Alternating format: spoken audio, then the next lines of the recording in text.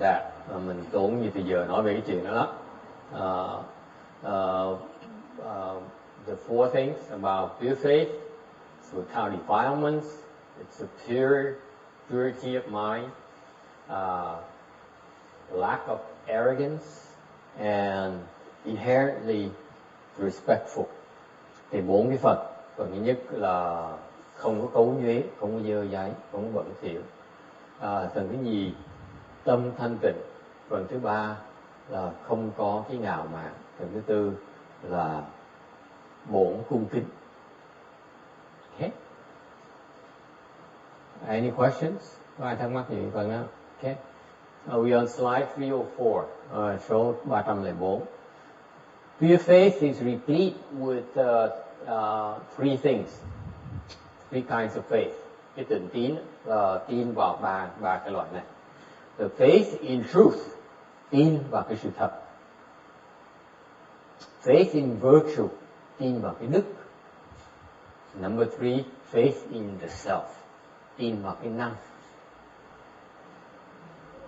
Okay, so what are those? Faith in the truth, tin sự thật là cái gì?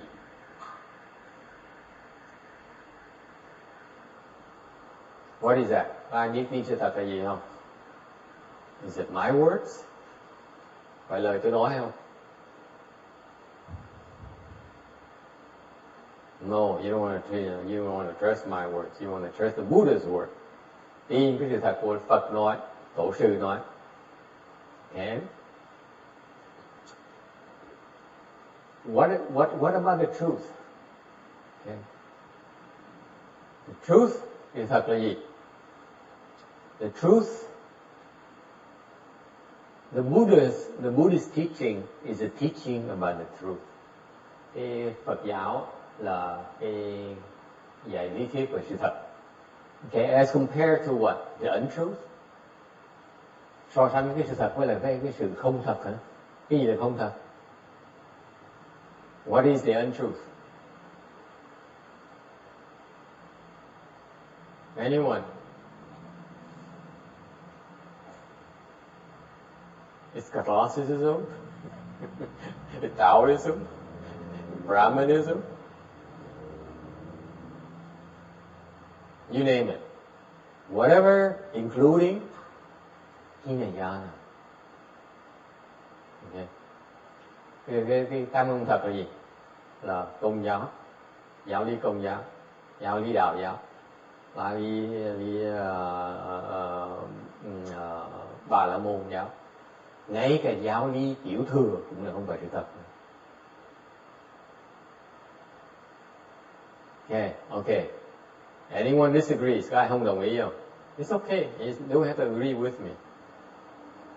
I don't always tell the truth. Tôi không bao giờ phải lúc nào tôi nói sự thật đâu. Đừng có lo, không cần phải đồng ý với tôi. Anyone disagrees? Why do I say that the non-Mahayana teachings are not the truth? Tại sao tôi nói là những cái gì mà không phải là giáo lý Đại thừa là không phải sự thật?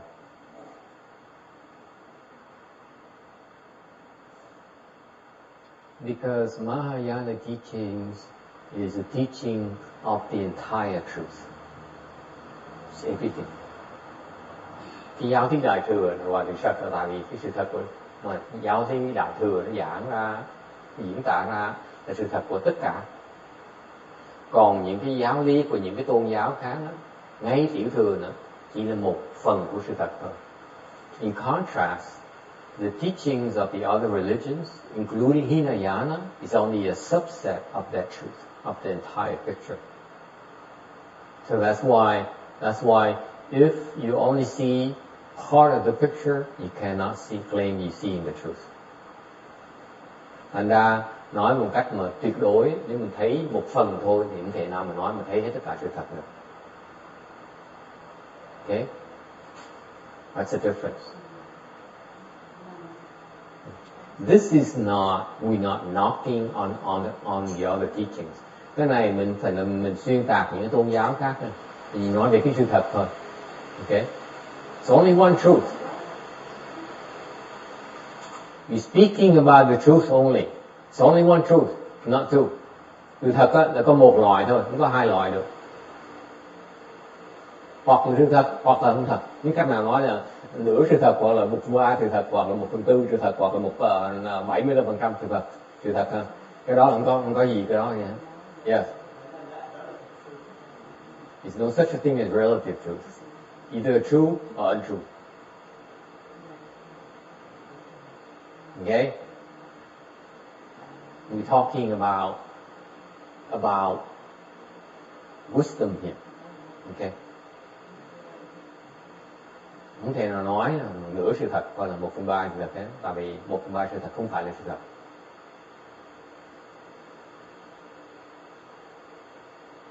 Okay? Any disagreement? Ai không đồng ý không?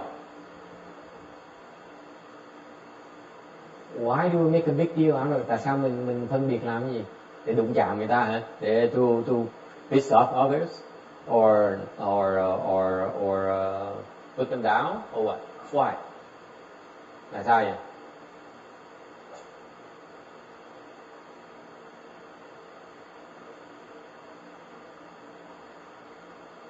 Because if you don't see the entire picture, is what you can't see that will harm you. Và nếu không thấy được tất cả, thì cái mình không thấy nó có thể hại mình được. You buy that? Đồng ý không?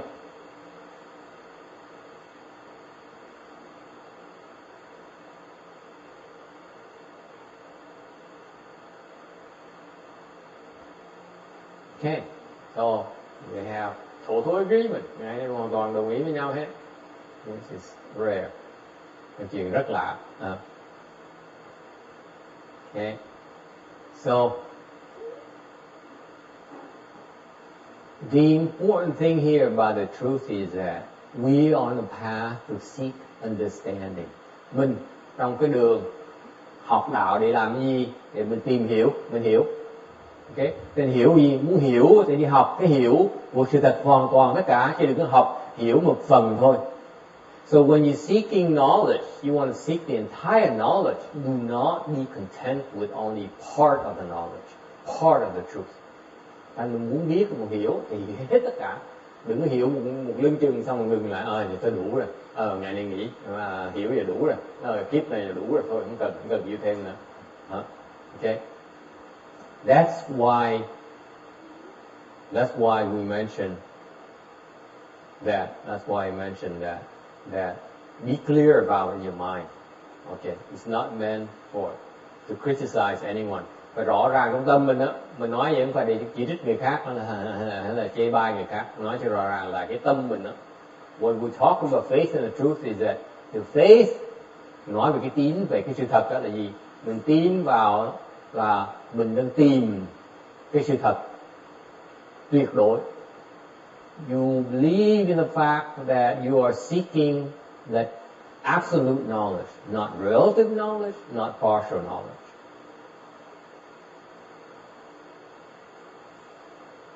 Okay, and that's what Mahayana represent. Cái đại thừa, cái pháp giáo lý đại thừa như vậy đó, đó là sự thật hoàn toàn. Not the truth is only good for this lifetime, not good for the next 10 years, and not after that. Okay, sự thật của đại thừa. Once you understand this truth here, you go to this truth about Mahayana, is good forever. That truth is true forever. Cái sự thật mà giáo lý đại thừa dạy á, nó sự thật, nó không bao giờ nó đổi hết. Không phải nó chỉ sự thật trong 10 năm nữa, mà 10 kiếp sau cũng đầu sự thật nó đổi. Đúng không? Sự thật mà quý vị đừng. So the seeds you're planting in your consciousness when you study Mahayana is a seed, okay, about the truth that is everlasting. Thành cái chủng tử mà mình đang trồng trong cái tiềm thức mình khi mình học về đại thừa, giáo lý đại thừa, mình trồng những chủng tử của sự thật mà nó vĩnh viễn, không bao giờ đổi hết. Unlike fashion, you know, you invest in fashion. Ngược lại như quý vị đầu tư vào cái thời trang chẳng hạn, thì thời trang nó đổi từng mùa. You invest in fashion, it changes every season. You invest in the truth in Mahayana, it never changes. That investment is good forever. Thành cái mình đầu tư vào cái để hiểu cái sự thật của cái đại thừa, cái đầu tư đó nó không bao giờ nó hủy hoại, không bao giờ nó đổi. So far so good. Okay, this is the one thing you can count on. Đây biết cái này là gì? Mình biết rằng cái này mình có thể tin tưởng được. That's why we talk about faith.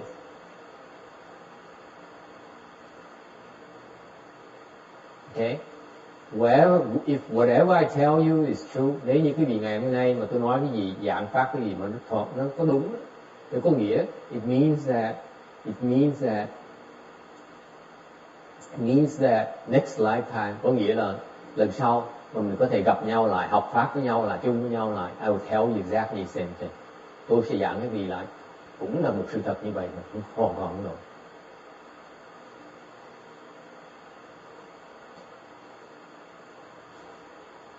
Alright, so you can have faith in that. Có thể tin được cho đó. Faith in virtue, tin cái gì là tin về cái đức. Okay. Why must you have faith in virtue? Tại sao phải tin vào cái đức? Nói sư cô, đức cũng quan trọng chuyện này.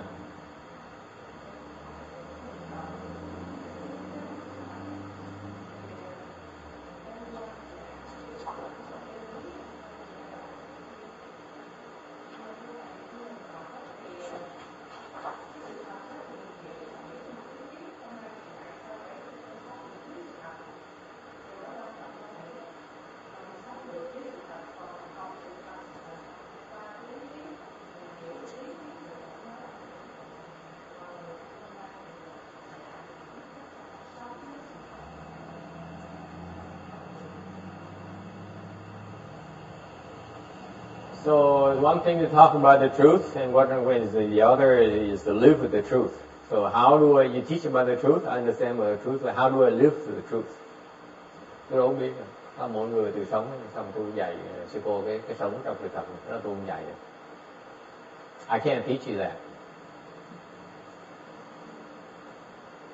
Okay. I can't tell you what to do. Tôi không dạy cái gì, tôi không có thể mà nói cái gì làm vậy được. All I can do is tell you about the principles. Cái này có thể giúp quý vị được á, là tôi có thể giảng cái gì về cái giáo lý. Okay. What I can do is I help you solve your problems. Tôi giúp quý vị giải quyết những vấn đề quý vị. Okay. Cái này tôi không thể giúp quý vị làm được. But I cannot help you do it. You have to do it. Quý vị phải tự làm đấy. Tôi không giúp quý vị làm được. Quý vị phải tự sống. Tôi không giúp quý vị sống được.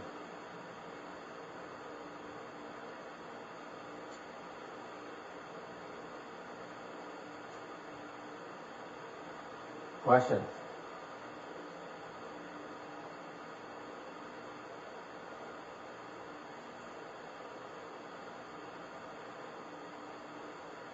Okay. Đức. Tại sao đức? Why is virtue important? It's number two. Cái phần cái gì? Phải tin cái đức. Why is it important? Why can't you believe and say in the Dalai Lama? Tại sao quý vị tin ở cái ông Đạt Lai Lạt Ma? Or why can't you believe in such and such high sang, hoặc là tin một người đức đạo cao hơn, đức trọng khác mà tin vào cái đức?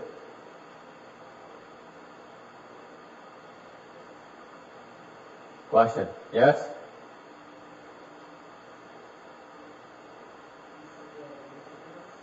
Huh? Okay. Is it virtuous enough? Hỏi trả lời là ông có đạo đức không? Ông tôi sửa lại, ông có đủ đạo đức không?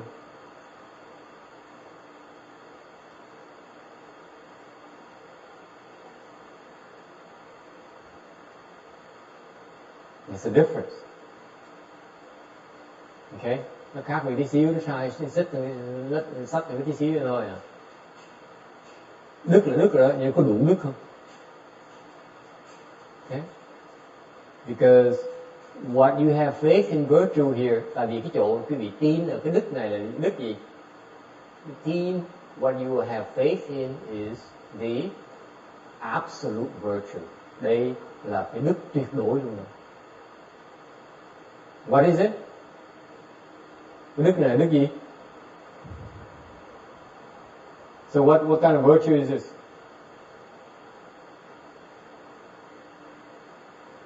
This is the kind of virtue that is purely good. Cái đức này nó hoàn toàn tốt, không có gì xấu ở trong đấy. It's the total absence of bad or evil. The slightest bad or evil is absent in this virtue. Trong cái đức này, một cái xíu xấu xa, cái xíu ác nó cũng không có. Nó gọi là đức. Is such a thing possible? Chuyện này có thể xảy ra được không? Có ai được như vậy? Who do you know who has that kind of virtue? Quý vị biết ai có cái đức như vậy không? Okay. For example, the Venerable Bhikshu here in Vietnamese tradition, trong cái mấy cái phía mà tôn giáo Việt Nam mình, ai là người đạo cao đức vọng, đạo cao đức trọng nhất? Anh cô biết.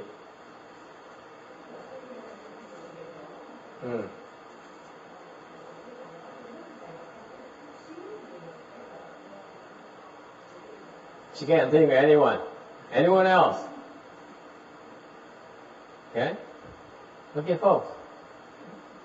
I rest my case right there. Cái đó là cái ý tôi muốn nói ra đó. Okay?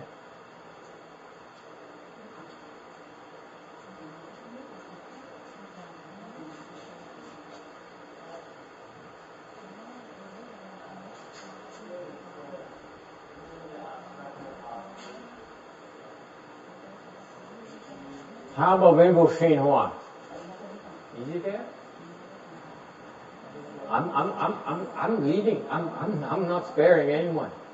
I'm not afraid of anyone. I'm going to ask you, Elliot, how about Venerable Shen Hoa? You, the monk you believe in? Tôi nghe vậy, tôi thẳng hỏi cái gì? Với ông Tiêu Hóa, sao cái gì ông Tiêu Hóa nghĩ sao? I tell you one right now. Dalai Lama doesn't measure up. Right now. I will tell you that personally, he doesn't measure up. Tôi nói ông, đối với cá nhân tôi, Dalai Lama chưa đủ. Okay? Chưa đủ, còn thấp quá. I'm asking you now, since we're leaving no stones unturned, what about Venerable Shen Hoa? Ông Tiêu Hóa đó, cái gì nghĩ sao? Đủ không? Randy, your sư phụ. Yes. Is he there?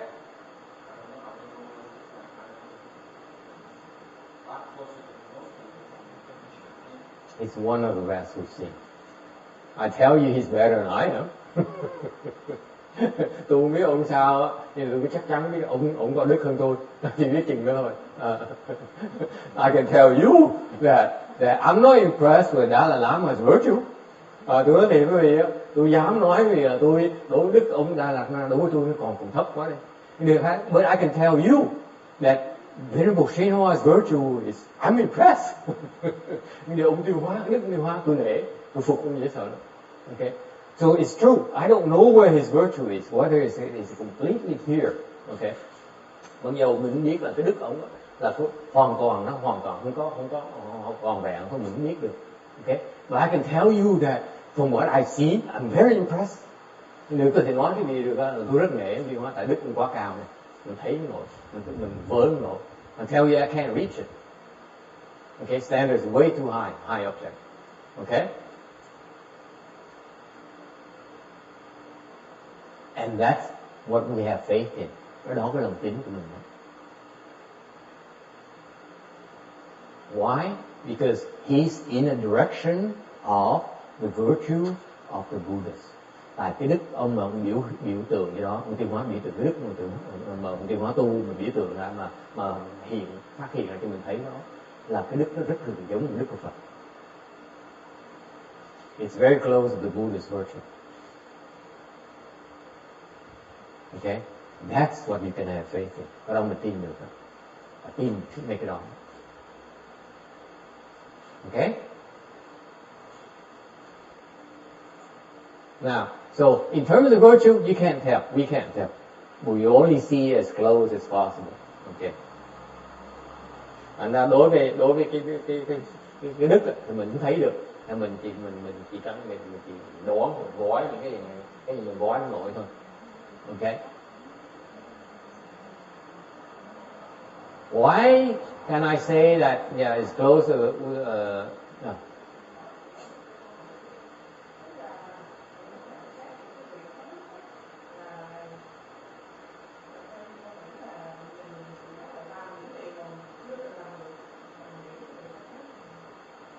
không phải mình làm những cái gì mà họ cái tốt của người ta, tốt cái độ mình tốt mình hổ như vậy.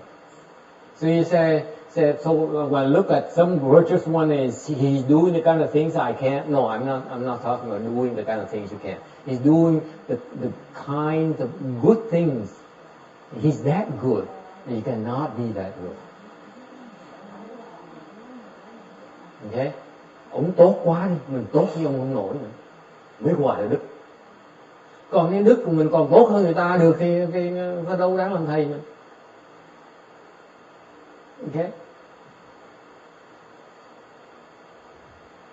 So his level of, in terms of virtue, the standards of goodness that he stands for, that he practices, much higher. Okay? Okay? It's not about doing something you can. Let me clarify it for you. It's doing the good things that we cannot reach. Okay? Làm cái tốt đó, mà làm không nổi. Mà nó tốt quá đi, đúng cách nào mà tốt được như vậy đó. He's that good. He's that. His goodness level is unreachable.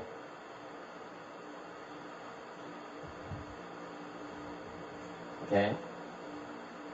Number 3, faith himself. Lần thứ ba là tiến vào cái năng. Okay. Now, the English translation, this is about. Dịch ra tiếng Anh đó, nó mất cái ý nghĩa nhiều lắm. In Vietnamese or Chinese, it's a faith in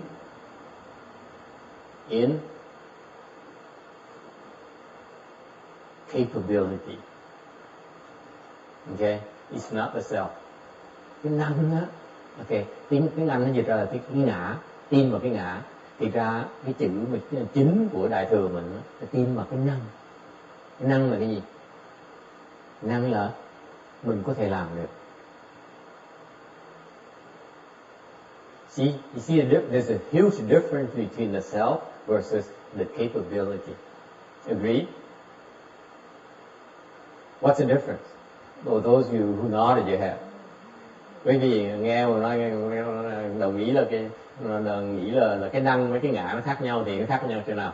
What's the difference? Khác chỗ nào? Ngã với năng khác nhau chỗ nào?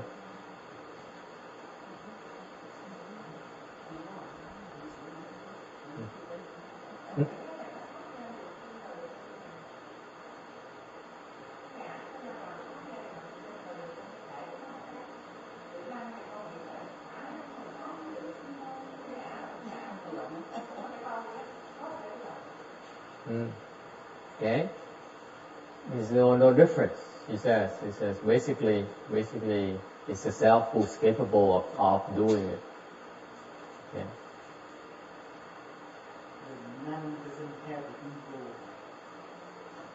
Okay, cái năng là không có cái ngã trong đó.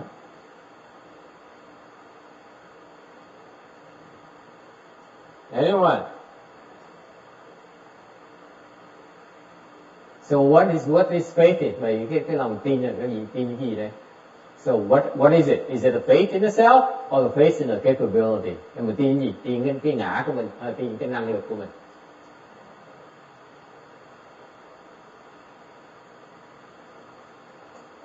You have faith in your ability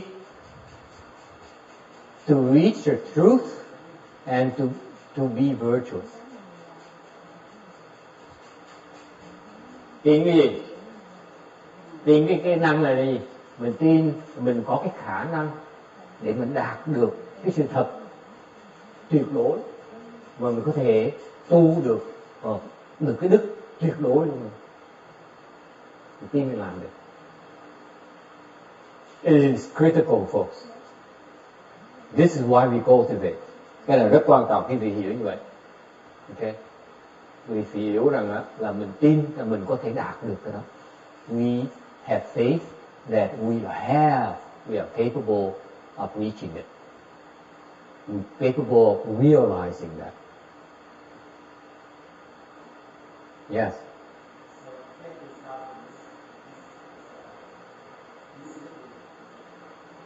Come again? That's right. Okay, translation is not that good, but it is in English. This is why. Thành ra cái chữ tiếng Anh á, nó sai, nó có thể hiểu lầm được, tạo sự hiểu lầm được. Okay, this is why you lose a lot in translation. Bởi vì khi mình dịch ra, mình mất nhiều ý nghĩa dễ sợ lắm. That's why when we translate, we try to use the old terminology. Là lúc mình dịch ra, mình dùng mấy chữ cổ văn như vậy đó. Tại vì cổ văn ý nghĩa nó không bị mất. Còn mấy cái chữ mới bây giờ không có cùng ý nghĩa.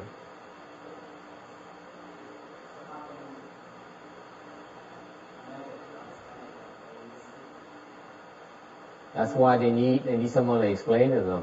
This is why you go books not enough, or the people who don't understand Mahayana will not be able to explain this.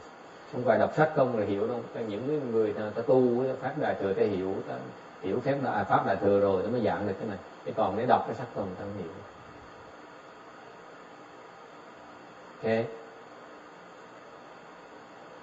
Why should you have faith in yourself or in your own capabilities? Tại sao quý vị phải tin vào cái năng của mình? Why is that?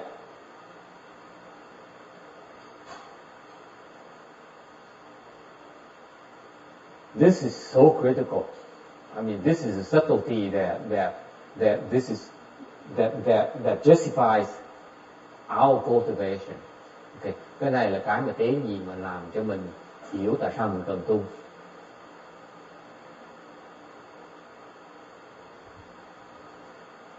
Why? Okay. What capability of the self, which means capability. Cái mà năng mình nói này là cái gì? Buddha nature. That's it.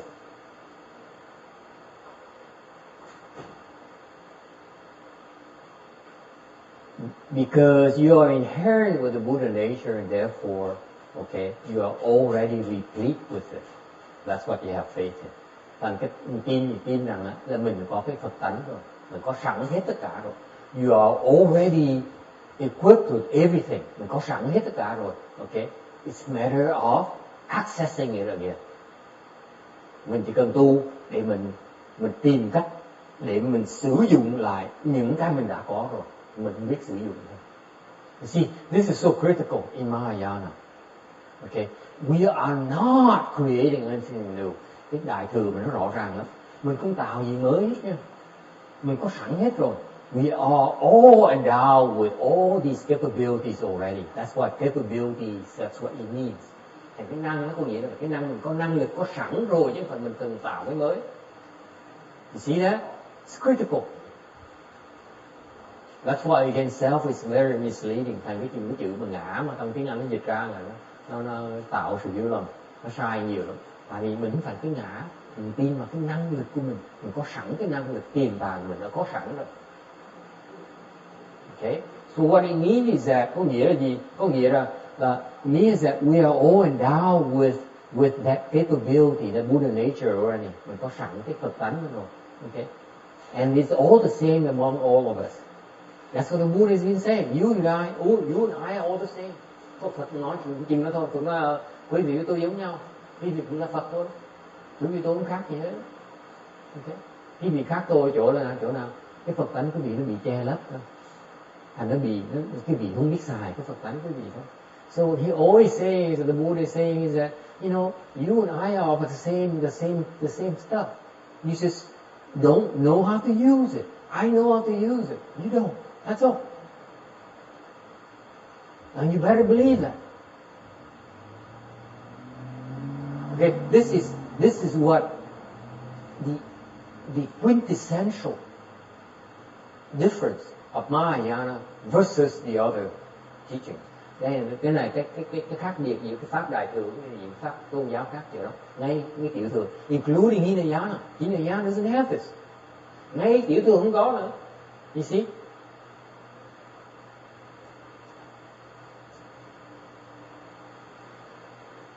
Okay, so you have to have faith in your own Buddha nature that is replete with everything. Và tin là cái Phật tánh mình có đầy đủ hết tất cả, đủ khả năng hết rồi. And cultivation is about recovering all those abilities. Okay. Thành ra tu là gì? Tu là mình tu luyện để mình lấy lại, thu hồi lại những cái mình đã không biết sao. That's all it means. Okay? So in other words, nói cách khác, what does it mean? It means you are guaranteed success. Nói cách khác là ông Phật nói rằng tôi cam đoan quý vị sẽ thành công trong việc tu hành của quý vị. Ông là người duy nhất mà dám nói như vậy. He's the only one who mà có thể dám nói rằng là tôi cam đoan quý vị sẽ thành Phật như tôi. Dễ sợ không? Ai dạy được quý vị như vậy? Think about it. Who else dares teach you that? He's the only being, ông thầy duy nhất, who says, I guarantee you will be just like me. Dám nói rằng là quý vị tu đường tôi đi đây, quý vị sẽ giống như tôi, không khác gì tôi. Tôi cảm đoan quý vị như vậy. Quý vị cũng chạy đâu được hết. Ok. Sớm muộn thì quý vị sẽ thành như tôi. Ngày nay cái vị khác tôi, ngày nay mình cũng phải là mình khác nhau nhiều nữa. Trong tương lai mình sẽ giống nhau. So he says, today we are very different. You know, you're so icky, you're so defiled. Okay, but in the future, you and I are just the same. Isn't that fascinating? Có người biết mà dạy mình như vậy. Nghĩ như vậy. Think about it. That's why I can afford to knock the other religion. He says, God says, I'm alone and God. You can't be just like me. Phật, Thiên Chúa nói sao? Nói là tôi là Thiên Chúa, tôi là Chúa Trời. Quý vị không thể nào bằng tôi được hết. Đúng không? Okay. Same thing, the Brahmins. The Brahma God, Vishnu. Okay. Or the other Indian deities. Hoặc là những cái bên cái tôn giáo, bên Ấn Độ giáo chẳng hạn. Nó nói, tôi là Vũ Trời. Quý vị chỉ tới phục vụ cho tôi, không cách nào bằng tôi được. Right? The old saying that I am alone, I'm the king. You have to serve me. Okay? I'm the best. Only the Buddha says, we are of the same thing. Okay? Cái Phật mới nói là quý vị tôi là giống nhau. Okay? That is what to me makes Mahayana so fascinating. Bởi vì đối với cá nhân tôi thấy cái pháp đại thừa nó rất là mê ly rùng rợn luôn. Tôi thấy nó hay quá.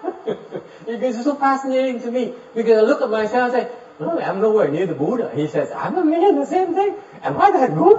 Mình thấy Phật tới đó, mình nhìn mặt mình biết á, mình là bầy nhầy, mình đủ thứ là gọi là bầy nhầy trong người mình. Ok, mà Phật dám nhìn mặt mình nói này, ông với tôi là giống nhau.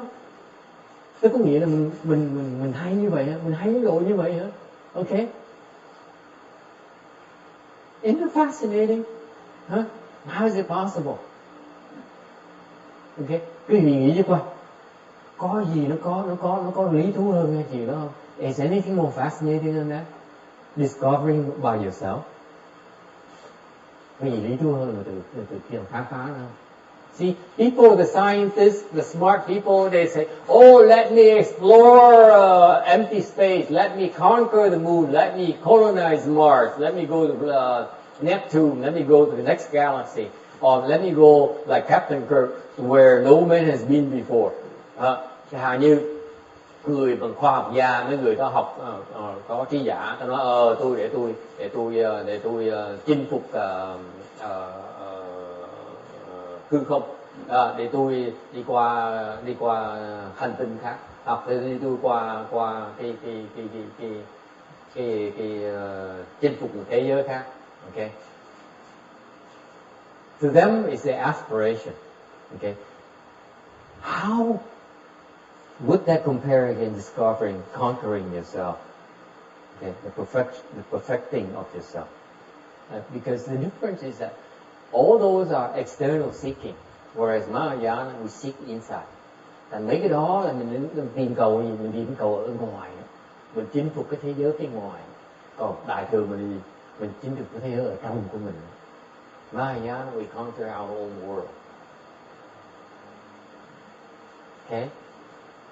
The self-discovering is limitless. Khi mình khám phá được trong cái thế giới của mình, cái sự khám phá đó nó vô tận. That's what's so fascinating about Mahayana. Bởi vì tôi thấy cái đại thừa nó thích thú điều đó.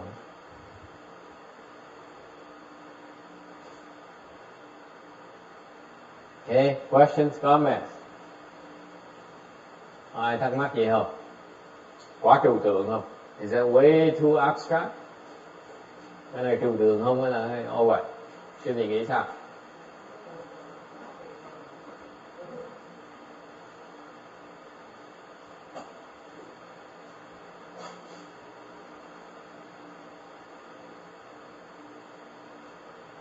That's why you need to have faith in yourself. You are that wonderful. You are that marvelous. Bởi vì quý vị phải cần có cái tin và cái năng vậy đó. Tại vì cái năng lực, cái tiềm tàng quý vị nó vô tận.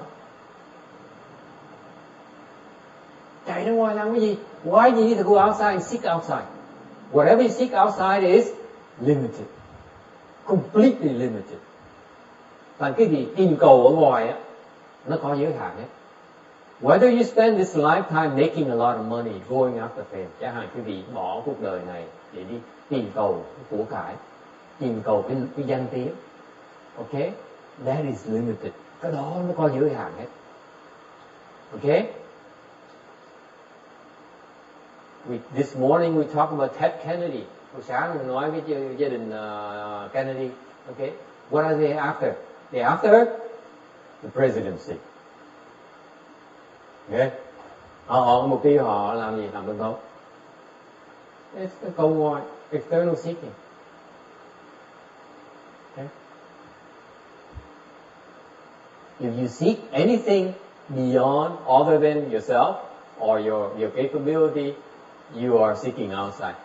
Quý vị đang truy cầu cái gì ngoài ra cái năng lực của mình đó, ta đều truy cầu cái ngoài, bên ngoài hết. You buy that? Có đồng ý không? Yeah. Okay, she agrees. Okay. She's in good mood today. The very good Shuni is in good mood today. She is very agreeable this afternoon. Chứ cô ngày hôm nay có chắc bữa trưa ăn cái gì ngon lắm, thành ra ngày nay rất là thoải mái, đồng ý, gì nói cũng đồng ý. She agrees with everything I say today. Từ sáng bây giờ, since morning to afternoon, she agrees with everything. Yeah. Do I seek outside?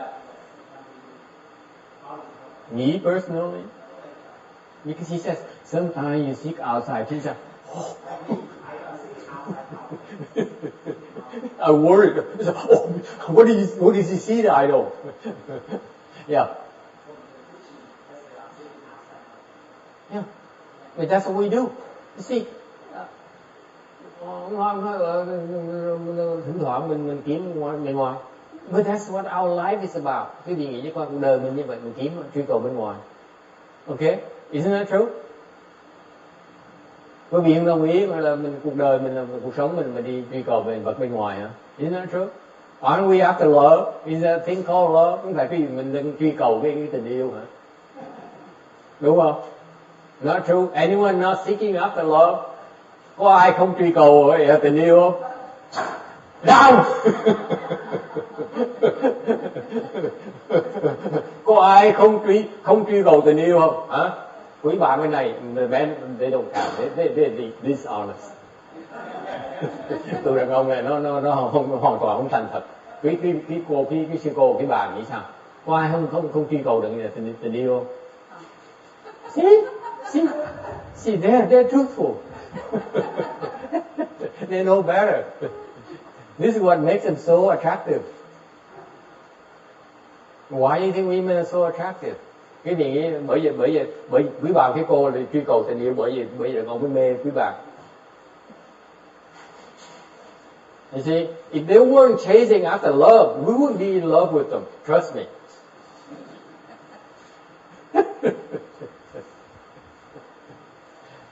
Okay, so we agree on the chị cô về cô đồng ý chuyện tình yêu hay không đồng ý? Đồng ý. She agrees with me again today about love. Okay. Okay, now the men. Okay, what about the men's side? There's one thing I know you're after. Tôi biết bên đàn ông quý vị đang truy cầu một cái chuyện này. Okay, anyone dares to make a confession now? Bên đàn ông nói thì ra thôi đi, quý vị đang cầu cái gì? What's important to you? Success. Okay, what else? Come on, be truthful. Fame. Okay, what else? Power.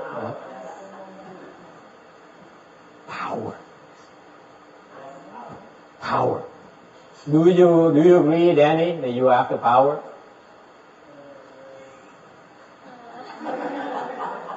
Let me think about it. Let you think about it. How about the rest of you? You agree you have the power? Huh? Huang agrees. Jimmy, of course. Randy is a power freak. He's a control freak. Don't believe him. I don't buy that. Randy nói là ông không truy cầu quyền lực. Tôi nói ông đó là ông mê quyền lực dễ sợ lắm. What about you, the little Ryan? And you have the power too? Power through money. Yeah. Money is power. Money is a form of power. Okay.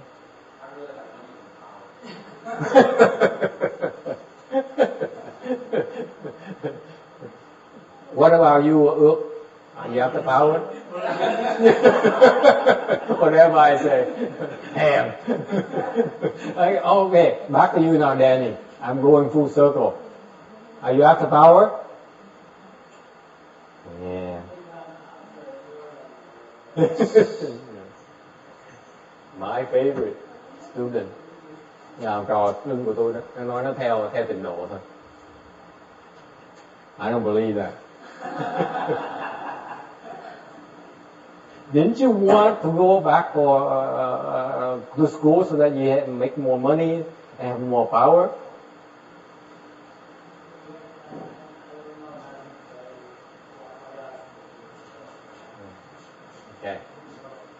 Okay.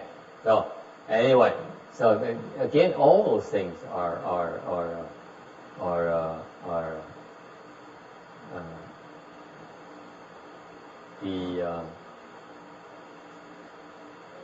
what is power? Quyền lực là gì?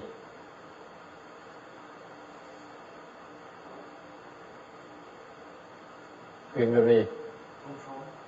Control. Okay. What else? Quyền lực là mình chế ngự được người ta, hiểu không? Okay. That's what power is about. Power is about control. Power is about make people tremble. Okay. Have power over others. No, I think that's I don't think that's not what I want. I'd rather just be able to do what I want when I want. I can't hear you. The fan is too loud. I would rather have this to be able to have independence rather than control. That's the way of controlling yourself. You have the control of You have control over others not being able to affect you. It's the control of others. It's a really roundabout way of saying When you say you control, I think people in politics that got a lot of money and power, they want to pass laws to control people's behavior. I'm not interested in that. Not directly, but in a certain way, you want to affect people's behavior so that they cannot affect you. Okay, so it's a form of control. Okay, it's not as coarse as the other form, but it's still a form of control. Okay, ông nói là tôi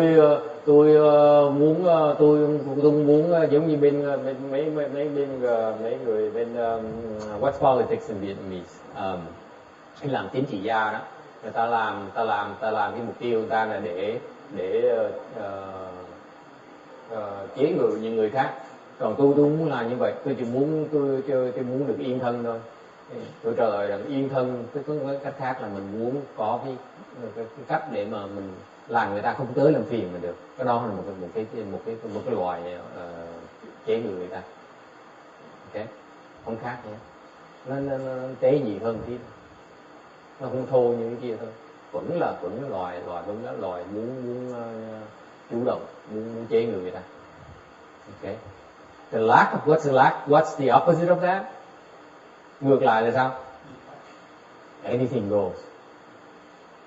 Ngược lại là sao? Nếu mình không chế người ta sao? Có nghĩa là sao? Làm gì cũng được. Không cần. Don't care. Okay? That is true power. Cái đó mới thực sự mới là quyền lực. Mình có quyền rồi người ta không làm gì được mình hết. Because you're so powerful that it's nothing they can do to you. But that is no detachment. That's no detachment. It's a detachment. That's detachment. That is detachment. You're no longer attached to what others can have on you, have power over you. That's true power right there. Cái quyền lực mình tối cao là sao? Mình xả ra thôi, mình không cần quyền lực nữa. Thành người ta không làm gì được mình hết. Mình không cần cái quyền đó luôn. Mới gọi là đại quyền lực. You are so powerful that they cannot do anything to you.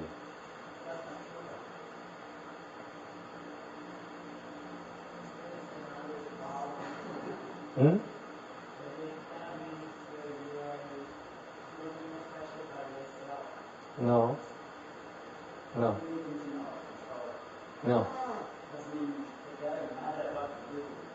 You are not affected by what others do to you. The reason you need power because you need control what others can do to you. Lý do quý vị cần quyền lực đó, là tại vì quý vị muốn có cái sự chủ động của những người ta làm gì với đối với mình. Mình cần quyền để mình cấm người ta làm những chuyện mình thích. That's why you need the power to prevent from doing the things you do not like them to do to you. Okay? Whereas, so the true power is nothing they can do that can affect you in one way or the other. That's it. It's true power. That is true power. No longer depend on others. Cái quyền lực mà thiệt sự mình là khi mình không bất cứ ta làm gì cũng thể ảnh hưởng gì được, mới đó gọi là quyền lực thiệt. Okay. Okay. Any question? Thắc mắc nhiều. So we again faith. Cái tin đó nó có 3 loại. So we have faith is complete with the truth. Faith in truth and virtue and in your own Buddha nature.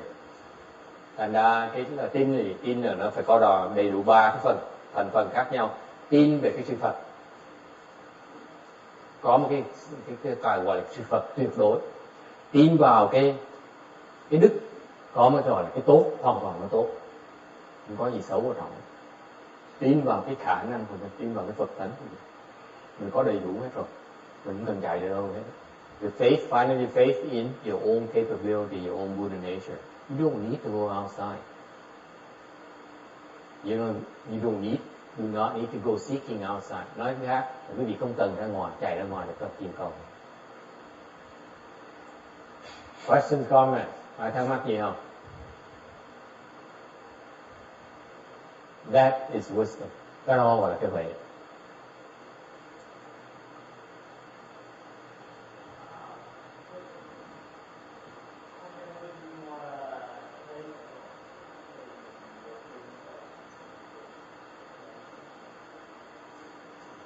Đấy, làm bây giờ sao mình tăng được cái lòng tin?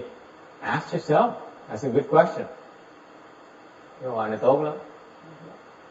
Ask yourself. Okay. How much faith you have in the truth? How much faith you have in virtue? How much faith you have in your Buddha nature? Huh? It is reflected in how in your daily life.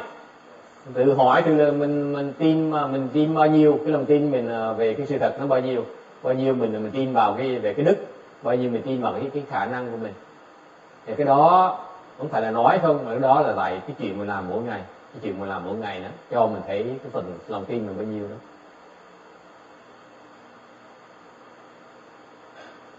Your daily life reflects the proportion of your faith in those three things, or your pure faith. Cái cuộc sống mình mỗi ngày đó là cho mình thấy được cái lòng tin mình nó ra sao về ba cái phần này. Questions, comments?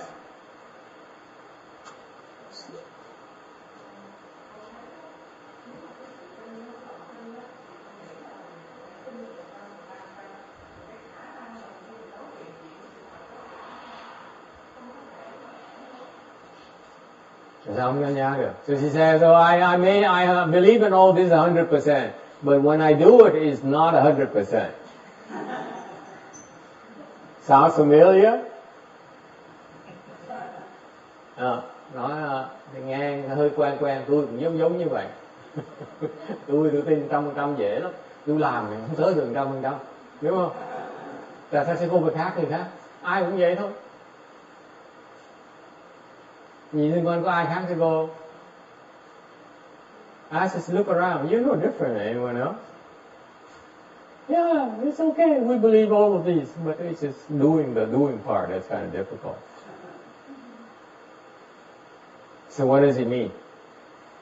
So you really don't believe 100%, do you? Có gì là sao? Hoàn toàn vì không tin 100%. Chưa đủ. Ta đừng có nói tôi là tin 100% tôi làm không được. So don't tell me you really believe 100%, but you can't do 100%. It really means that you do not believe 100%. Đừng nói tôi tin 100% thì tôi làm mới có 30% mà. Thực ra là cái gì mới tin 30% mà, chứ không phải tin 100%. You agree with that?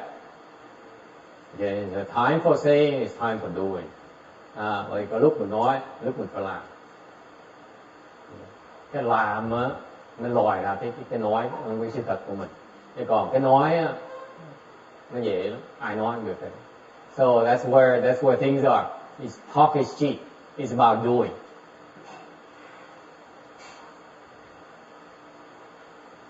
Okay. The Avatamsaka Sutra, Kinh Hoa Nghiêm. Alright. Faith is the source of the way, merit and virtues, the mother of all merit and virtues, nurture and brings fruition all good roots. Nói rằng là tín vi đạo nguyên công đức mẫu, tưởng dưỡng nhất thiết chư thiện căn. Okay. So the source of the way, tín là cái nguồn gốc của đạo. Okay. Do you buy that? Có ai nghĩ rằng đồng ý không? The faith is the source of the way. Faith tức là tín là cái nguồn gốc của đạo. The mother of all merit and virtues là sinh mẫu của tất cả công đức.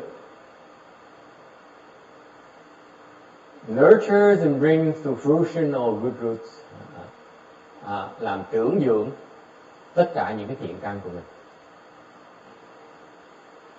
Nuôi nấng và thành tựu tất cả những cái thiện căn của mình. You buy that? Đồng ý không? That's why Mahayana, you start out with the faith. Bởi vì khi mà tu hành đến đại thừa, phải có lòng tin, phát triển cái lòng tin. Lòng tin là quan trọng nhất.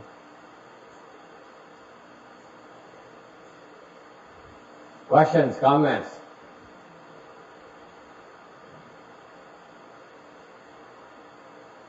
Okay. We're on slide 305. Ở cái số 305. There's addition of chewing on willow twigs. Kinh anh nói là buổi sáng mình nhai mấy cái cành. Willow is what? What's willow in Vietnamese?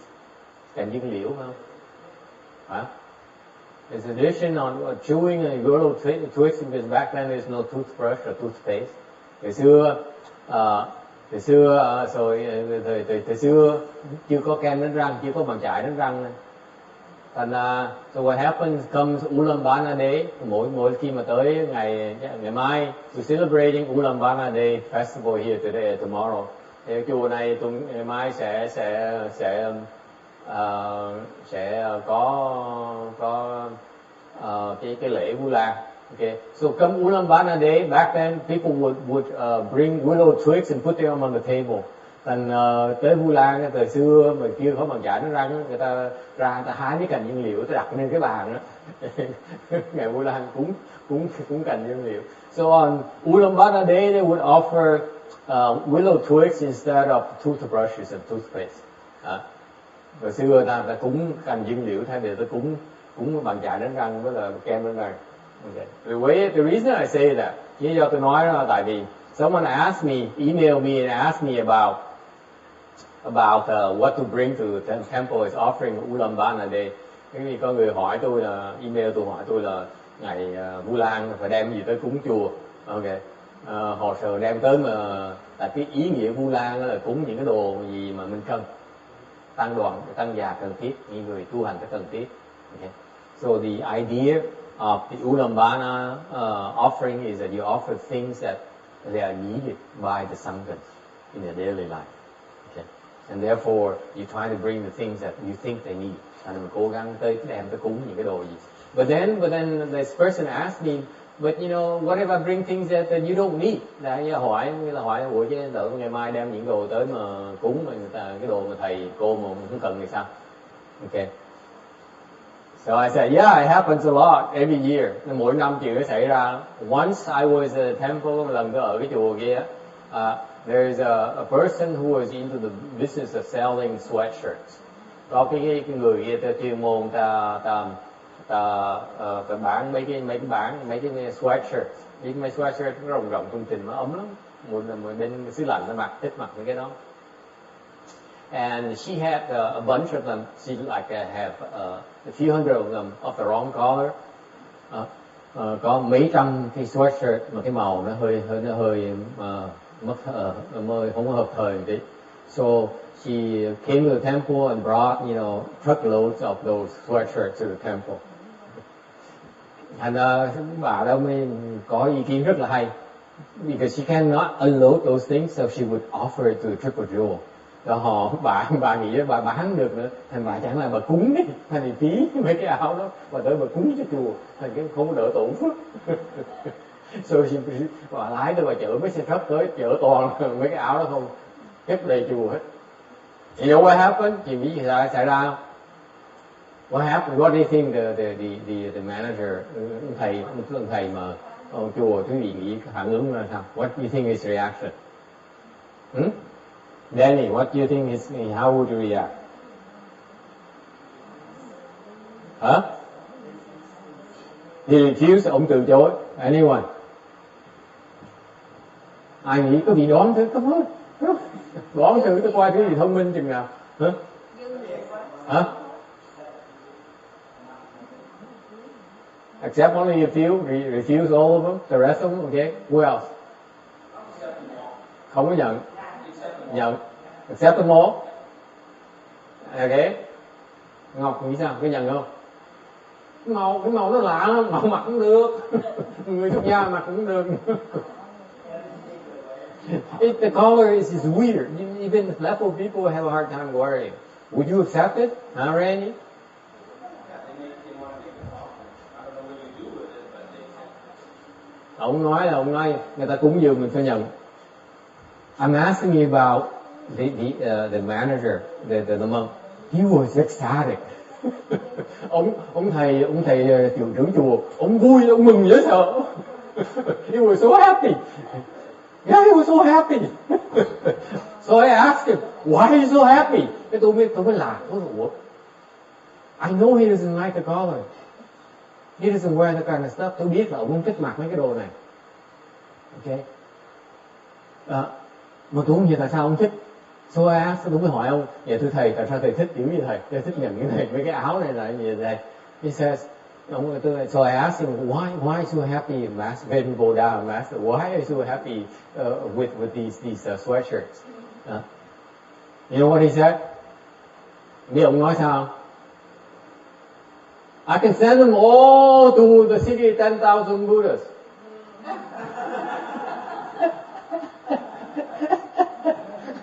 Tôi gửi về Phạm Văn Canh hết. They complain I don't ever give them anything. Họ cái tăng thì tôi không gửi gì cho chùa, gửi về cho chùa hết, tôi gửi hết áo cho họ.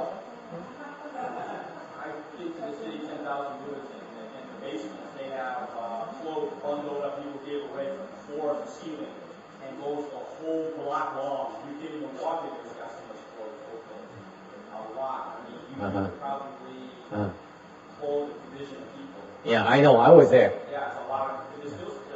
When I became a left home person, I gave my clothing there, and within a week, it got picked up by I see people walking around with my clothes. Ông nói là trong chùa Vạn Thành có cái chỗ mà cái kho, cái người tại gia ta để đồ ta đầy hết. Tôi biết cái chỗ đó. Rồi tôi trước khi tôi xuất gia, tôi để mấy cái đồ tôi, tuần sau tôi thấy tụi nó mặc đồ tôi đi đảo loạn đầy chùa hết.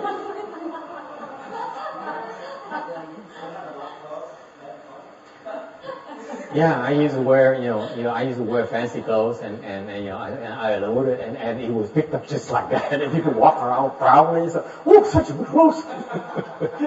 Trên mặt hết mấy cái đồ tôi cũ tôi sa thải lắm, tại cái đồ nó tốt. So it's so weird to see people walking around your own clothes. Anyway, it tells you the kind of mindset people have. Okay. Mình cho bị thấy là cái tâm của người đó. Yeah.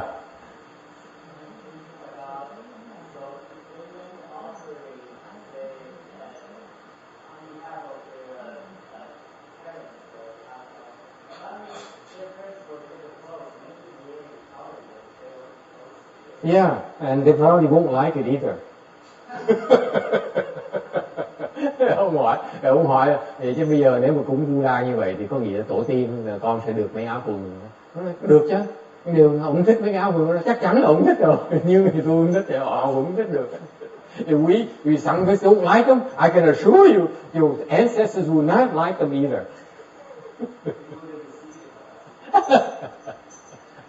That's the spirit of the offering. You got it? Okay? It's not about offering quantities. It's not about offering, stuff. Okay? Cái tâm mình là tâm cúng dường, là tâm cúng dường để có bề ngoài hoặc của cải này nọ thôi. Okay? It's offering with the external. It's not offering with your heart. Same thing from that monk. He says, I don't care. As long as I send them truckloads, I should be happy. Okay? It takes the blessings away from the monks as well. Okay? Because when we receive with that kind of mindset, okay, we are not to feel blessing. Tại một khi người xuất gia mà tham những của cải như vậy, nhận những của cải ta cúng dường như vậy, người xuất gia nó không phải là phước điền tốt. Okay? Người xuất gia mà nhận cái của cải mà có mấy lòng tham như vậy, cái người xuất gia không phải là phước điền tốt. Okay? So anyway, so the question, the point hồi nãy nói là người ta cúng dường về những cái đồ mình không cần. So I was on the subject of talking about the things that offered on Ulaanbaatar Day that we don't need. So I replied, I said, yeah, every year we have a lot of toothpaste and toothbrushes. Tôi trả lời tôi nói mỗi năm tôi thấy mỗi năm ta cúng kem đánh răng, cái bàn chải đánh răng nên xài 10 năm cũng hết nữa. We see the same kind, the same toothbrushes and toothpaste for 10 years, sitting there for 10 years. Okay. But that's okay. Cái chuyện mà cúng, rồi tôi nói, that's why I joke about the toothpaste and toothbrushes, because Leftward people, at least where I came from, they are very they felt strongly against it. Cái chùa trước tôi ở, họ khó chịu về cái chuyện đó. Cái năm nào cũng bị cúng to bằng chải răng với kem đánh răng thôi. Okay, this is not meant to say you should not bring toothbrush and toothpaste tomorrow. Okay, đây không có nghĩa là tôi nhắc khéo vì ngày mai đừng có đem tới nha. Okay, đừng có hiểu lầm về tội nghiệp tôi á. Đem gì cúng thì cúng đấy thôi, đừng có lo nhé. Okay, don't worry about it. Whatever you want to bring is okay. Okay. It's not about the physical things that we actually need. Cái đây cúng dường phải cúng những cái đồ mình phải cần mới cúng được thôi. It's not about you can only bring the things we need and the things we don't need, don't bring it, please. Okay, đây không phải là cúng Vu Lan, phải là tôi phải nói cái gì biết là những cái đồ tôi cần thì đem tới, còn cái đồ tôi không cần thì đem tới. Cái đó không phải ý nghĩa của Vu Lan nha chưa? Ý nghĩa Vu Lan có nghĩa là cái gì đem tới những cái đồ, cái gì chúng tôi cần. The meaning of the gift Ulaanbaatar is that you bring the things to the temple you think the temple needs. That's a mindset behind it, not the specific things that only the temple needs. Không có nghĩa là mình chỉ đem những đồ mình chùa cần thôi, đừng đem cái đồ khác. That's wrong. Okay. If you bring the things you feel that we need, that's good enough. Okay. If you feel that we don't need anything, don't bring anything. Ngược lại, nếu quý vị nghĩ là chùa không cần biết, chùa giàu quá. For example, you walk to a big temple and it has so much money, drive around Mercedes and so on, and say, I don't need anything, don't bring anything. Cái gì tới cái chùa thấy ta giàu có, lái xe thầy, thấy mấy thầy mấy cô lái xe ngon là Mercedes, BMW cần, người chắc họ giàu quá, không cần tiền mình đâu, không cần cung dường, đừng có, không sao đâu. Okay, perfectly okay.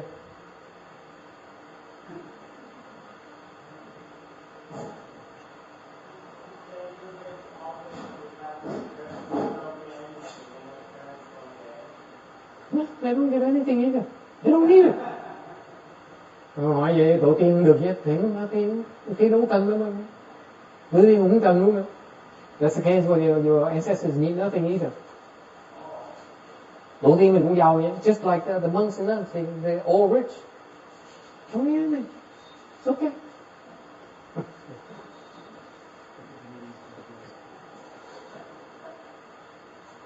What's wrong with it?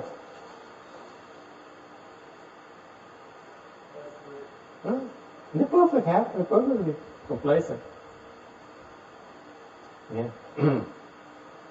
Anyway, going back to the Sutra lecture here. Trở lại về cái vấn đề giảng kinh này. We got sidetracked about willow twigs. Mình bị mấy cành dương liễu nó làm mình lạc đường, lạc đề tài tí. So why do people chew on willow twigs? Hồi xưa ta khao ta nhai, cái thầy mấy cô ta nhai mấy cái cành dương liễu. Because it expel wind. Tại vì nó trừ phong, trừ gió, trừ bình đó. Expel heat, trừ nhiệt. Clear the mouth, làm cái miệng mình sạch. Improve digestion, làm dễ tiêu hóa. Clear the eyes, mắt nó sáng ra. Ok, vì vậy từ xưa cái nhai cái dương liễu nó lợi cho đó. So you get all those benefits that you used to have when by chewing the willow twigs, and you no longer have by brushing your teeth with a toothbrush and toothpaste nowadays. Okay, so who says it's progress? Cái gì nghĩ là cái văn miên nó có lợi không? Nó đủ mất biết bao nhiêu cái lợi. Đánh răng bây giờ cái thời buổi này nó răng với bằng chải, nó răng không có lợi như lúc trước nữa. Okay, yes.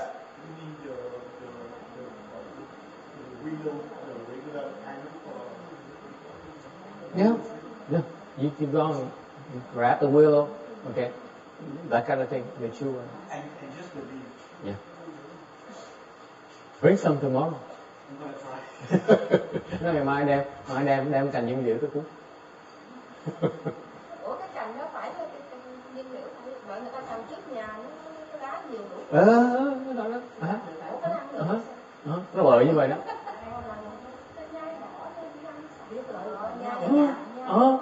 Nó lợi như vậy đó. Không?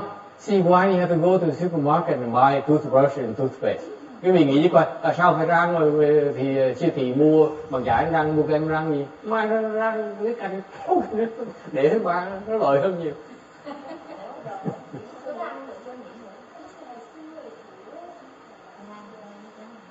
Okay. Question. See that, Danny? You don't need to go to the kitchen and cook anything. Just go and grab, a willow twig. This is chewing, right? Only chewing, not swallowing. Chewing, nhai.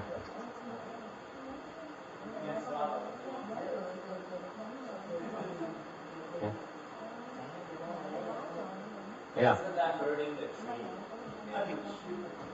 Yeah, it hurts a little bit. And then if you offer that, then I saw sometimes has a fish not coming down and hurting the tree. Then. Well, it's true. You caught me with my pants. You caught me there because it's okay because you can do it to the tree, but we can't. So I can't tell you go and grab a willow twig. So it's improper. So I apologize. I detract that. Ông bắt tôi được, bắt lỗi tôi, nói là vậy gì mình hại cây à. Nó đúng hại cây như vậy, mấy người tài gia làm gì được, còn tôi người xuất gia tôi làm gì cũng được. Thành ra nếu tôi nói cái gì ra mình lấy cành cây về tôi là trật, tôi xin lỗi, tôi lấy lại lời nói đó. Okay. Consider I never said that. Is it okay? Yeah. Erase that. Go away and edit it out. Okay. Sư cô, cái phần vừa nãy tôi nói là ra nhặt cái cành cây nguyên liệu đó, và chừng nào mà sư cô mà biên xuống đó, chặt cái phần đó ra, tại vì cái đó là tôi dạy bậy, bỏ nó ra. That's the privilege of go away. Yes.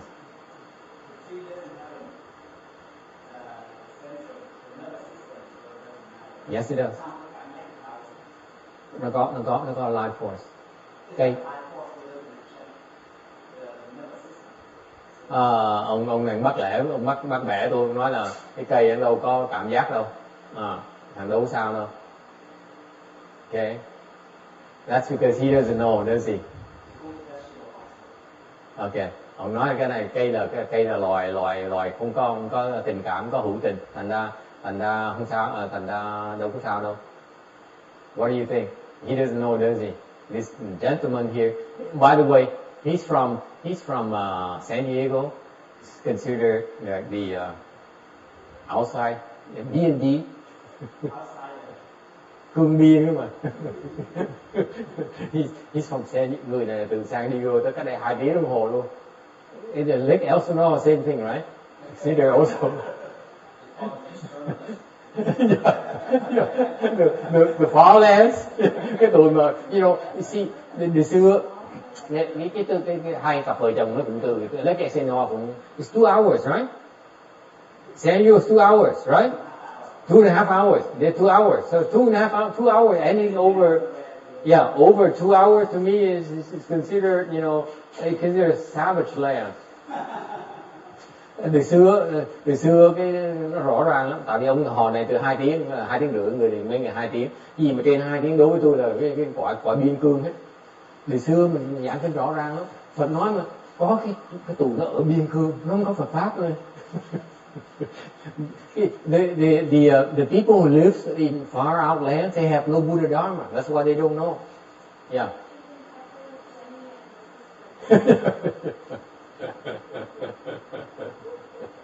Thiệt ra cái cây á, nó có thần rồi.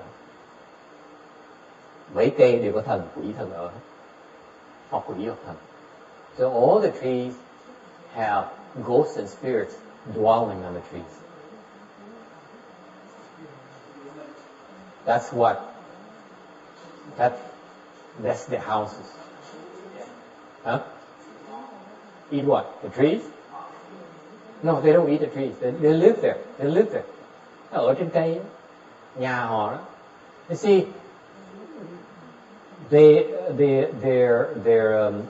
That's their houses. Nhà cửa của tụi quỷ thần đó là cây. Thành những cái cây mà nó càng lớn chừng nào là nhà tụi quỷ thần nó còn có thế lực chừng đấy.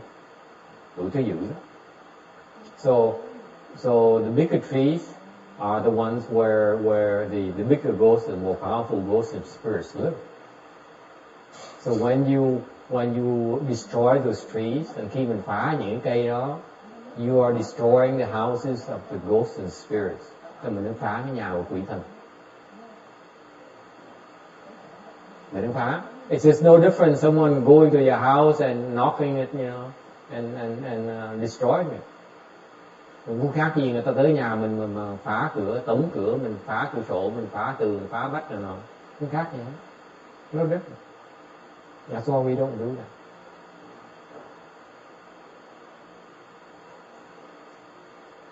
See, far away lands, people don't know about these things. Thành mấy người ở biên cương họ không biết mấy cái chuyện này không? Mình ở đây mình biết rồi. So we in the mainlands we don't destroy trees and stuff like that. Thành mấy người mà ta biết ta phá cây. Ta kỳ phá cây đó. They're like we have leftward people have a precept against even touching trees. Những người xuất gia mình đâu có đụng cây được. Like we don't dare walk on the grass even. Chẳng như mình không đi trên cỏ nữa, mình còn né luôn nữa. Okay? Because we don't want to damage the houses of the ghosts. Phải không muốn phá nhà quỷ. Okay? Questions? Okay. Next, 306. Số 306. You keep on hearing about this receive and uphold sutra. Nghe chuyện thọ trì kinh điển nhiều lắm. Okay? So today we talk about it to clarify the concept because it really bothered me. Hôm tôi đầu học Phật pháp á, cái chuyện thọ trì nó làm tôi khó chịu. Tôi không hiểu thọ là gì, mà không hiểu trì là gì. I didn't understand what receive and upholding mean. And no one explained it to me either. It seems like such a trivial concept that there's no need for explanation. Có vẻ như quý vị pháp sư nghĩ chắc là cái thọ trì là cái quan niệm rất là giản dị, thành không cần giảng. Receiving thọ is about internal. It's internalizing the concept and not losing it. Có nghĩa là mình lãnh nạp vào trong người mình, trong tâm mình không mất, không quên. Okay, không mất. Okay, whereas upholding, ngược lại, cái trì á, you contemplate its meaning and memorize it without forgetting. Ngược lại, cái trì có nghĩa là mình quán tưởng, okay, cái ý nghĩa của nó và mình nhớ, mình không quên. Tư nghĩa bất vong. Okay. So for example, when you receive and uphold the Buddha's name, chẳng hạn như một cái phim quý vị thọ trì danh hiệu của Phật á, nghĩa là gì? Okay. Means that the name of the Buddha is a summary of all his virtues. Cái hồng danh của Phật á là tượng trưng cho tất cả những cái đức của Phật. Therefore, it contains all the Buddha's merit and virtues. Bởi vậy nó đầy đủ hết tất cả những cái công đức của Phật. That's the meaning of receiving the whole upholding the Buddha's name. Thành mà họ thọ trì cái hồng danh của Phật có nghĩa là vậy. Okay, that you are mindful of his virtues, mindful of his merit and virtues. Okay. Thành mỗi khi mình tụng trì hồng danh của Phật, thì mình đang nghĩ tới những cái công đức của Phật, tất cả công đức của Phật. Công đức của Phật là gì? Cái đó là cái gì toàn vẹn như tất cả. Những cái gì mà toàn vẹn nhất của công đức là cái tên của Phật này. So the name of the Buddha represents the perfection of all the merit and virtues of the universe. That's why it's so powerful. Bởi vì vậy, cái hồng danh của Phật nó có cái sức lực nó bất khả tư nghị như vậy. Because when you call up and you recite the Buddha's name, thành mỗi khi mình niệm một cái hồng danh của Phật, you are reciting all the merit and virtues in the universe. Thành mình đã tụng lại tất cả những cái công đức trong cái vũ trụ này. So therefore, everyone who hears it, thành cái tụ quỷ của thần nó nghe được đó, nó phải tôn kính. Even the ghosts and spirits who hears will stand to attention and become respectful.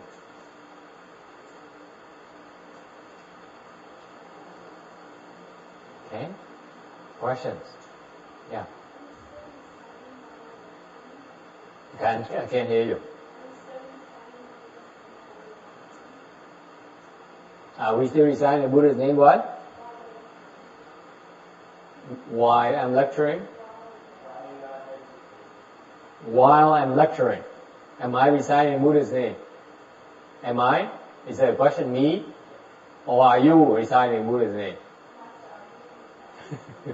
No, I'm not. Okay. Hỏi là thầy đang giảng kinh mà thầy có đừng niệm Phật không? No, I'm not. Why is that? Tại sao vậy? Huh? Because I want to teach you single-mindedness. Tôi muốn dạy quý vị nhất tâm. You put your mind to doing one thing at a time. Okay? If I'm at your level, you need to learn about single-mindedness. Tới trình độ quý vị, okay? Quý vị phải viết tâm, làm gì, làm cái thôi. That you need to learn first. What? It's not good at multitask. Yeah.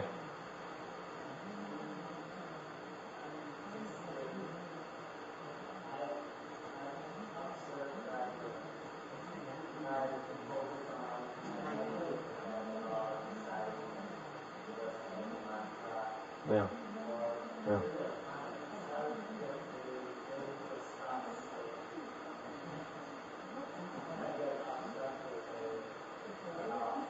Yeah. Then go back to Buddha's name. And so you realize, then go back to Buddha's name. Ông nói là nhiều khi chú tâm vào chuyện bụi nhiên quên niệm Phật, quên niệm chú, quên hết tất cả, rồi bắt đầu bị phiền não, bắt đầu bị chướng ngại. Cho nó nếu mà bắt đầu thấy mình bị phiền não, bị chướng ngại thì trở về lại với hồng danh Phật, niệm Phật lại đi. But at your level right now, you need to learn to do one thing at a time. Okay? Beyond that, then you can multitask. But right now, you try to multitask right now. You're not doing yourself a favor. Okay. Question. So what's the difference between contemplate and internalize? I'm not sure. Do we need to contemplate before we can internalize it, or is what kind of relationship? Okay.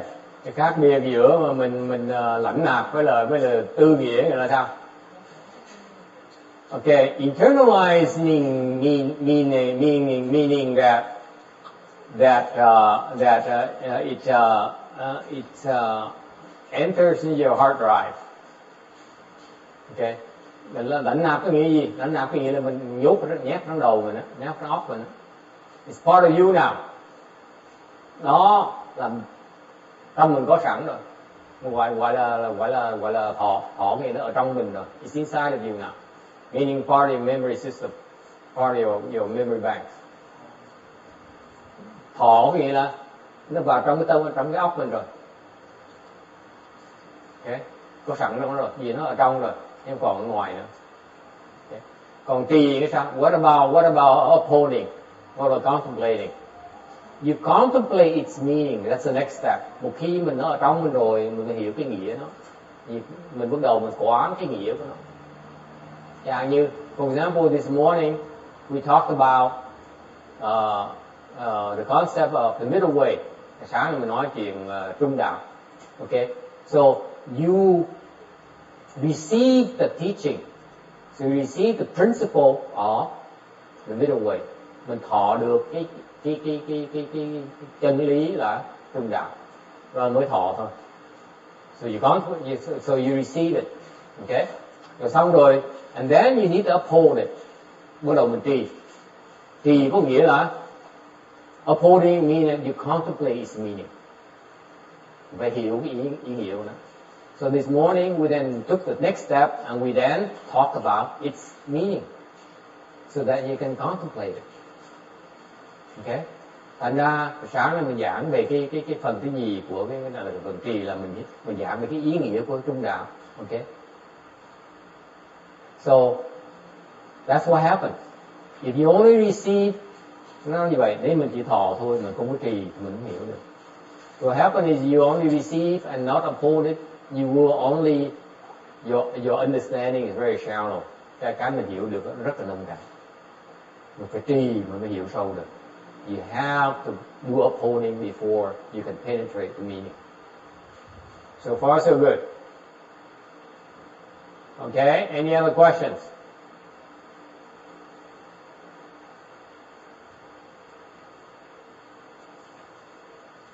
Okay. 307, 307. Listening has some benefits. Khi mà nghe giảng kinh, nghe cái pháp đại thừa, nghe giảng pháp, nó có cái lợi. At various times, có những cái lợi lúc thời điểm nó khác nhau. The first kind of benefit is during the listening. Cái lợi đầu tiên khi nó xảy ra là khi mình đang nghe, nó có cái lợi ngay lập tức. Second kind of benefit, time benefit, is when you are practicing. Lợi thời gian khi mà nó xảy ra là lúc mình đang tu. Cái lợi thứ ba là lúc mình đổi cái xác này. The third kind is when we change bodies, meaning death side.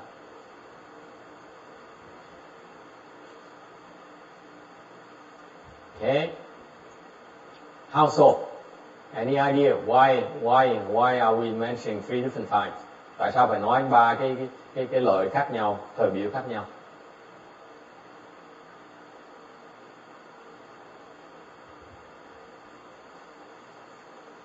Okay. Listening time, lúc mà nghe, có lời ngay lập tức. You obtain immediate benefit right there. Lúc đó quý vị đạt được cái lời ngay lập tức. Why is that? You plant the seeds for wisdom. Trồng cái chủng tử cho phát cái về ra. Lời ngay lập tức. Immediately. You listen to the teachings, you plant the seeds. Therefore, you gain benefits immediately. No two ways about it. Okay? Like it or not, makes no difference. Mặc dù quý vị nghe, thì tự nhiên từ đầu quý vị trồng cái chủng tử để cho phát huệ ra, thành cái đó là cái lợi đầu tiên hết, nó xảy ra. Okay? Whether you understand it or not, makes no difference. Thành ra lúc mặc dù quý vị hiểu hay không hiểu cái ý nghĩa của cái lời dạy đó cũng không quan trọng, chỉ cần nghe thôi là đủ cái lời rồi. Okay? So for example, let's say you recite a sutra. Let's say this morning we recite the Buddha's name in Chinese. Hàng buổi sáng này mình niệm Phật bằng tiếng Tàu, có lợi không? Any benefit in that? You don't understand why you recite it. Nghe không hiểu vậy đó. Niệm Amito Pho, Amito Pho, Amito Pho, nó có nghĩa gì không? Có lợi không? Doesn't matter you understand it or not. Vẫn lợi như thường. Whether you understand it or not makes no difference. You gain benefits immediately from listening to that sound.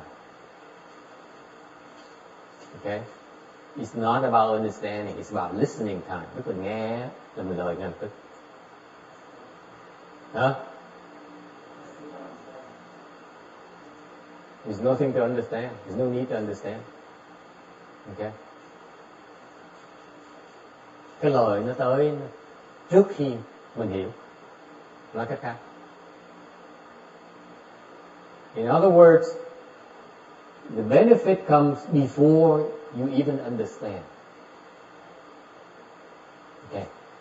Now, how about practicing time?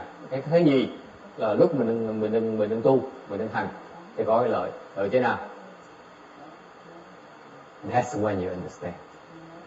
Lúc đó mình mới hiểu.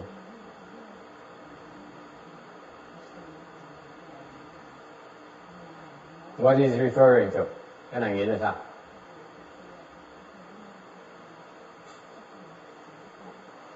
Mình hiểu được cái ý nghĩa, bộ những ý nghĩa mình hiểu, tự nhiên mình hiểu được. So when you practice the benefits, and all of a sudden you understand its meaning that you did not understand before.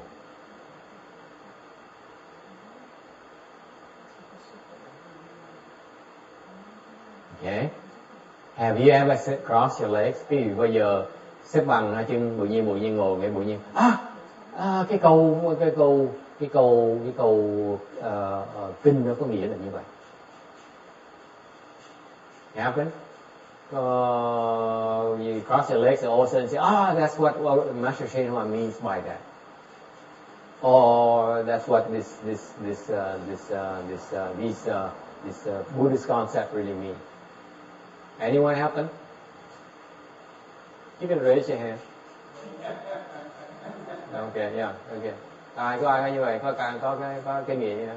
See, I know there's more than one, right? More than two actually. Tôi biết là nhiều người hơn là hai người, rất nhiều người là thấy cái cảnh giới đó. Okay, that's the benefit from practicing. In other words, those seeds that you listening time mature.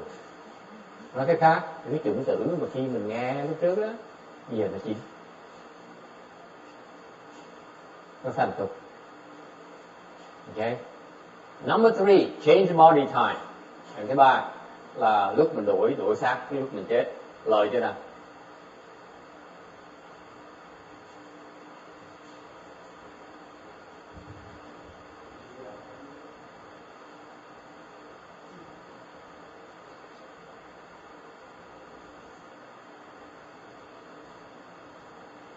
In so many ways, nhiều lời mà cái điểm để tưởng tượng được.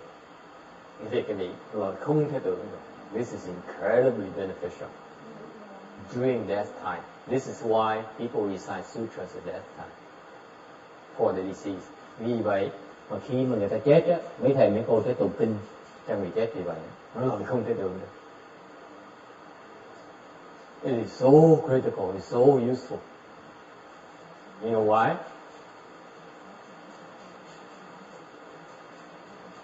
Because tại sao vậy? Lúc đó cái lúc mà người ta đang bơi vơi và chơi vơi. Because at that time the intermediate skandha body is in chaos. It's chaotic. It's suffering. Okay. So the sutra itself has a power to appease them. Tại khi cái lúc người mới chết đó, cái hồn đó nó bị khủng hoảng rất là nặng. Thành tụng kinh một cái, kinh nó có cái lực để giúp người ta được bình tĩnh lại. Right there. Yeah. 49 days. 49 ngày.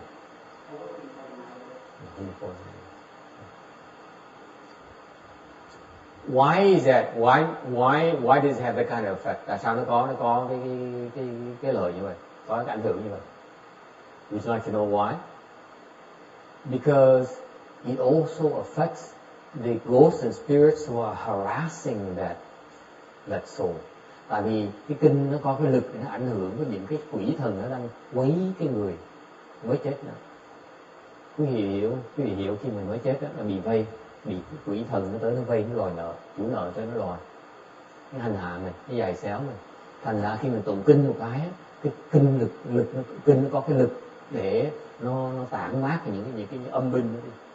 Tụi kia nó sợ, nó không làm, nó không quậy được.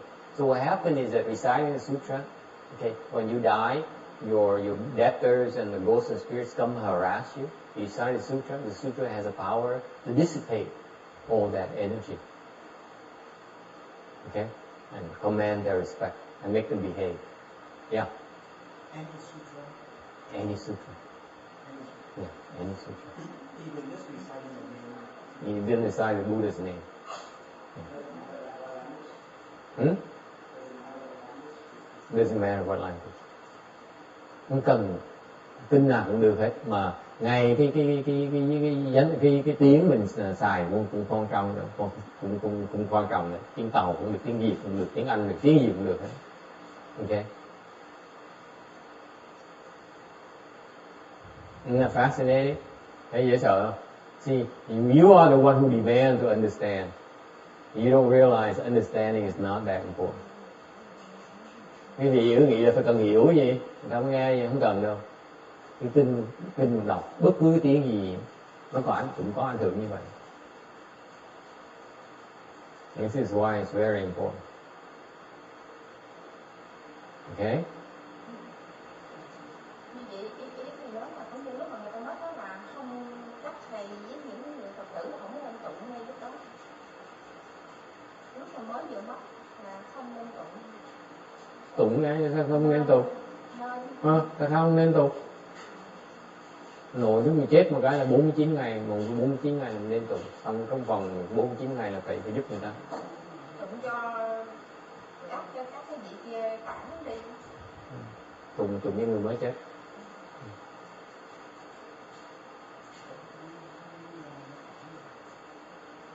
Okay? Yeah.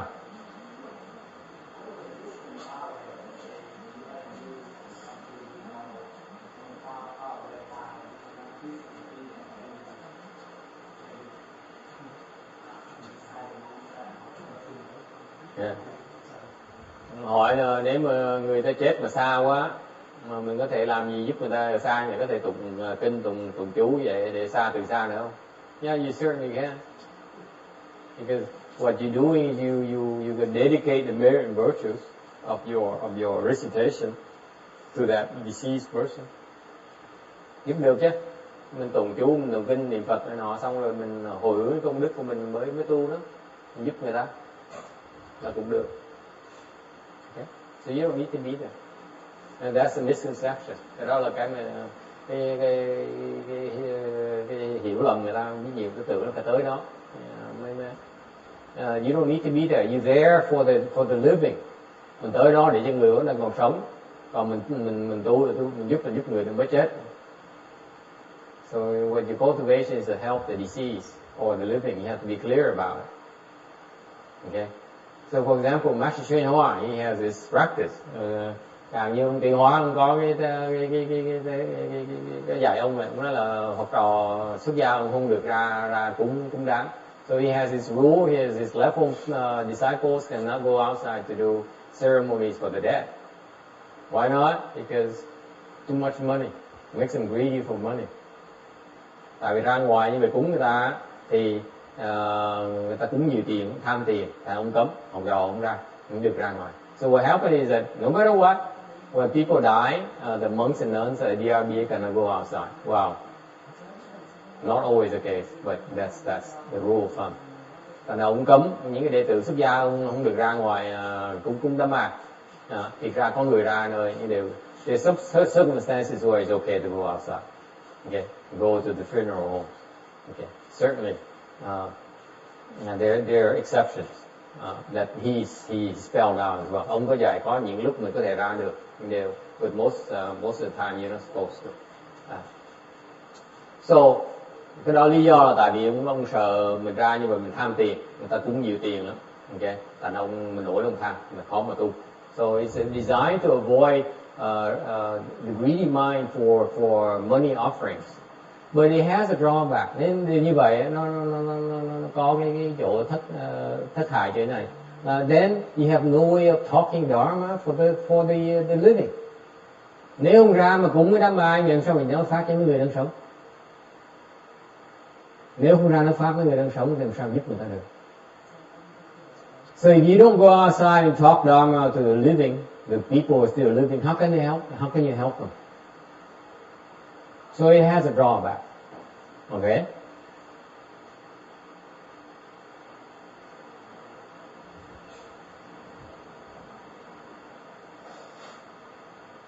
So it must be a middle way somewhere. Là phải có cái trung dung ở giữa chỗ nào đó. Tại vì phải cái lúc chết là lúc mà người ta cần giúp đỡ. Because death time is when you can really give them a lot of help. Okay? Questions, comments? No? 308. 308. Okay. Why there's some benefit to speaking Dharma khi mà giảng pháp, thuyết pháp có gì cái lợi nào? Obtain a long life because listening does not kill. Thứ nhất là sống lâu hơn một tí, sống thọ hơn một tí. Tại vì cái người mà nghe đó không có giết, bậc nghe sẽ đi giết được. Okay? If they're listening here, they can't do any killing, can they? Okay, so that's why you obtain long life. Isn't it simple? Thấy cái dạng gì dễ sợ? Vậy người thuyết pháp là sống lâu hơn tí, tại vì quý vị không có cơ hội để mà sát sinh được. Number 2, obtain great wealth because listener does not steal. Thứ gì? Một nhân giàu có là sao? Là cái người nghe pháp không có cơ hội đi ăn cắp.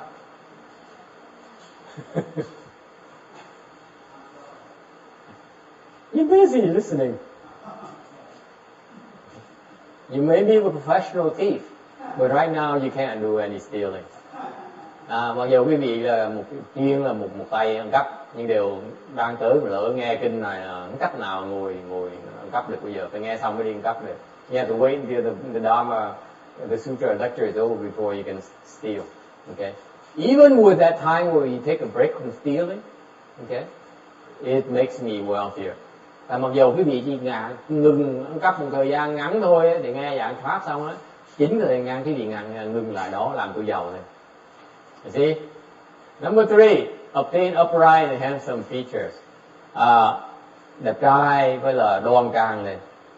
Because listener becomes harmonious. Tại vì cái người nghe người được nhu hòa.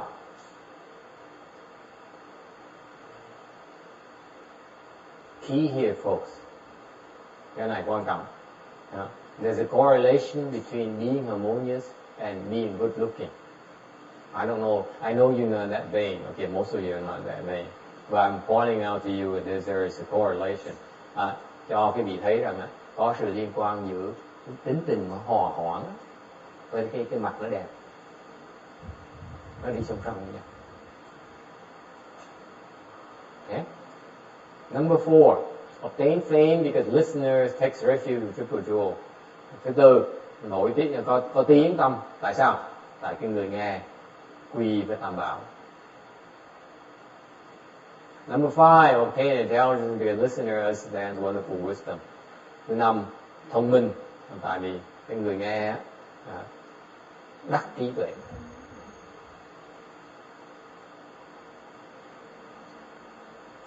Any questions? Có ai thắc mắc? Gì không? This is why.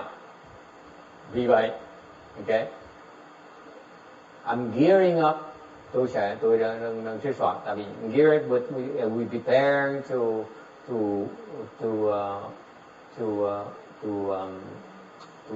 unfurl our banner at this temple here. Mình đang sửa soạn từ ở chỗ này á. Eventually, I need you to understand that you need to learn as lay people learn to speak Dharma as well. Tôi hiểu quý vị trong tương lai quý vị sẽ tập nói pháp. Okay, it's worth that time for you to be able to speak Dharma as well. A few minutes. Thành ra cái truyền thống của Tiên Hóa cũng vậy là mấy người tại gia phải tập nói pháp. Because these 5 benefits is for everyone, not just for Dharma masters. Anyone who speaks Dharma receive all these benefits. Người nào mà thuyết pháp có lợi 5 cái lợi này. Okay. It's not meant to be a formal lecture. Cái này cũng phải cái nghĩa là mình phải ngồi cái thuyết pháp nó long trọng như vậy. If you learn to speak Dharma on a one-to-one basis, cái gì nói pháp cho một người thôi đó, được 5 cái lệnh luôn. That's why you need to learn to shift gear and learn to speak Dharma. Anh Quốc bắt đầu tập thuyết pháp. Alright? Yeah.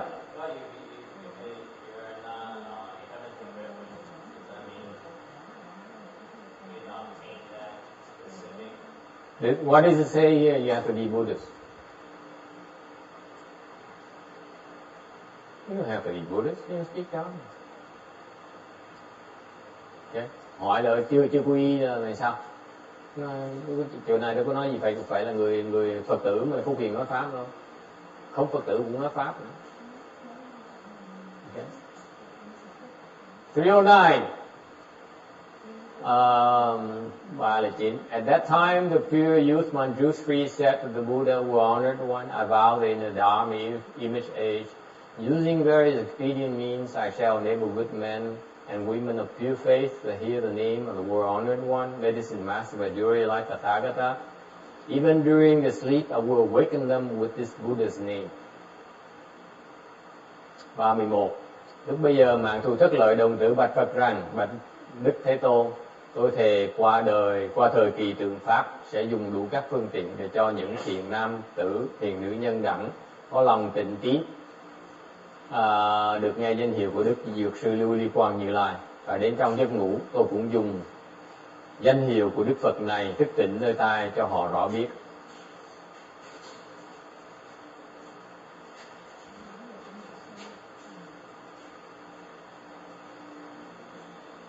My notebook is so hot. Cái computer nó nóng dễ sợ. I put my hands on here, it is so hot.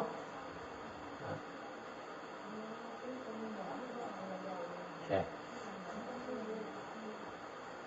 So, we try to stop on time today. 3 giờ chắc mình sẽ ngừng lại. Nóng quá. The Buddha Dharma has 3 ages.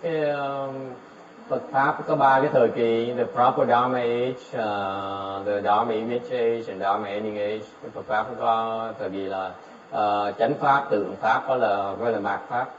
So it's about 500 years is a Dharma, proper Dharma age, 500 đầu tiên hết á, sau khi Phật nhập Niết Bàn đó, gọi là chánh Pháp. Where people cultivate and they obtain fruition. Tu hành cái thời kỳ này á, đắc đạo rất nhiều, phần lớn đều đắc đạo hết. The majority of them obtain the way. Okay, that's why their samadhi strong. Cái thời này bởi vì cái thời này mới gọi là thời kỳ mà định kiên cố, very strong mà đấy, samadhi. People have a very high level of samadhi power. Cái thời kỳ này là thời kỳ mà người ta định lực người ta cao lắm. Okay, the Dharma image age, cái tượng pháp, another 500 years, and where people cultivate blessing. Cái thời kỳ này thời kỳ là chúng sanh tu phước, ta xây chùa, ta cúng dường nhiều. So they make a lot of offerings. They do temples, they print sutras and so on. Okay. Họ cúng chùa, họ cúng dường rất là nhiều. Thời tượng pháp. Okay. They build a lot of Buddhas and Bodhisattva images. Hồi đó họ xây chùa nhiều, họ xây tượng cũng nhiều lắm. And Dharma ending age, cái thời kỳ thứ 3 là 10.000 năm nữa, 10,000 years. And the years where the Buddha Dharma disappears. Lúc đó là lúc mà cái Phật pháp bắt đầu nó mất, nó biến mất. People are not interested in fighting. Thời kỳ này, chúng sanh không có thích tu nữa, mà thích tranh đấu. They prefer to fight. They love to fight. They are asuras. Phần lớn tụi nó là Atula. Why look at me? Now, okay. Well, you're supposed to look at me anyway. Yeah, yes. So why the asuras only come in the Dharma ending? Oh, they are all ages. This is most of us are more asuras, and they are more prevalent. Okay. Không phải chỉ Atula, tại phải tới cái đời mạt Pháp lúc nào cũng không có, nhưng để cái thời mạt Pháp mấy tụi Atula nó đông hơn. Yes. After 11,000 years, the Buddha Dharma disappears. Sau 10.000 năm là Phật Pháp biến mất. Zilch. Nothing left. Không còn gì hết. You know what's left? Biết gì đã còn gì không? Còn Nam Mô A Di Đà Phật. It's only left Nam Mô A Di Đà Phật. Chỉ còn chừng nữa. Không còn kinh gì hết. There's no more sutras left.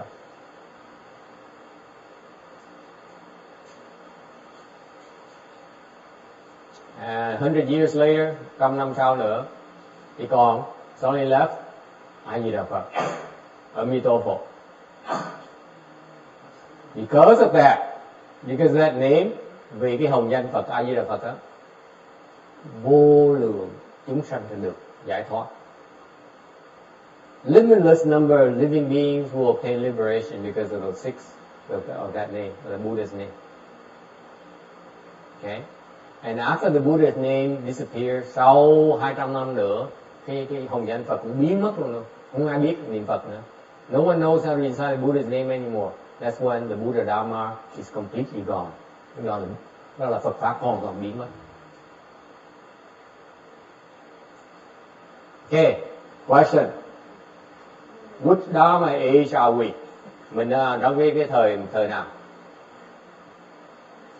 Let's keep the external list a chance first.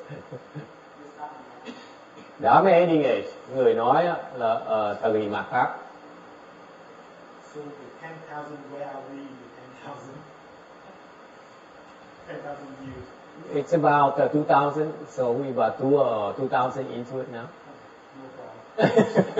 Ông này ông hỏi trong 10.000 năm của mạt Pháp mình bao lâu rồi? Tôi nói khoảng chừng 2.000 năm rồi, còn 8.000 năm nữa. Nó chắc 8.000 năm tôi sống tôi đủ như bây giờ. Yeah.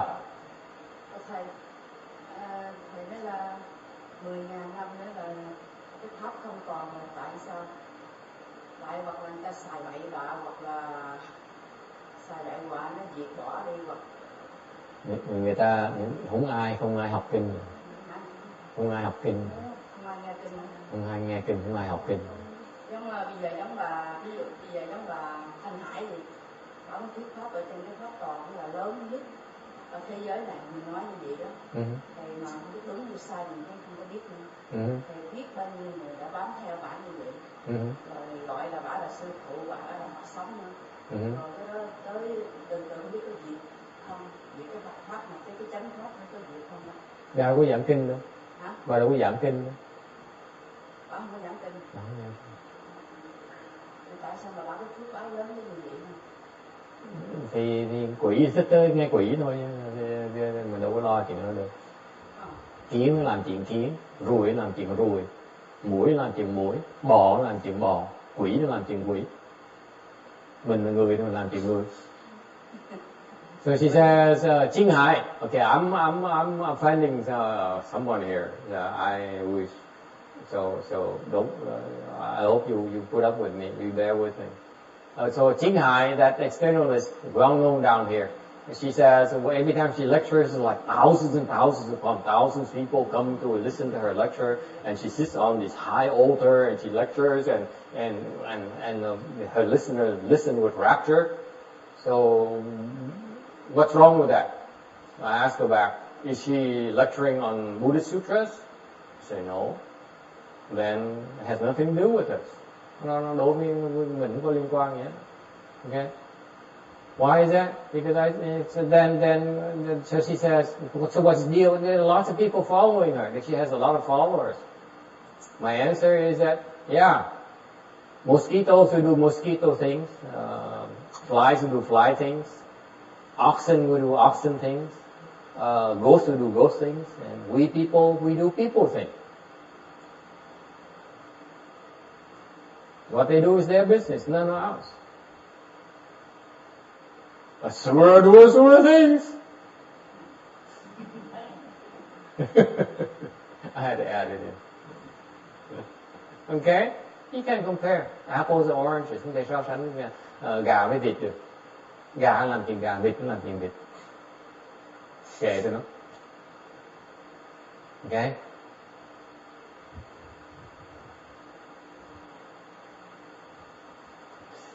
Let me tell you a story. Hỏi về tôi nói dám hỏi mới nói cái gì. Mỗi lần hỏi về tôi sợ lắm nha. Every time, mỗi lần when people ask me those kind of questions, I kind of shudder and say, cringe. Should I? I go through it the 7 times. See, mỗi lần quý vị hỏi tôi tôi uống rưỡi 7 lần. Tôi nên nói không? Tôi nên nói. Tôi ngồi im lặng rồi thế.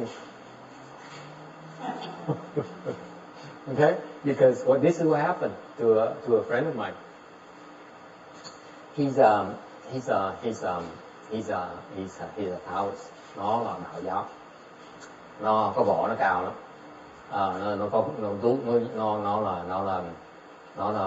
Nó tu.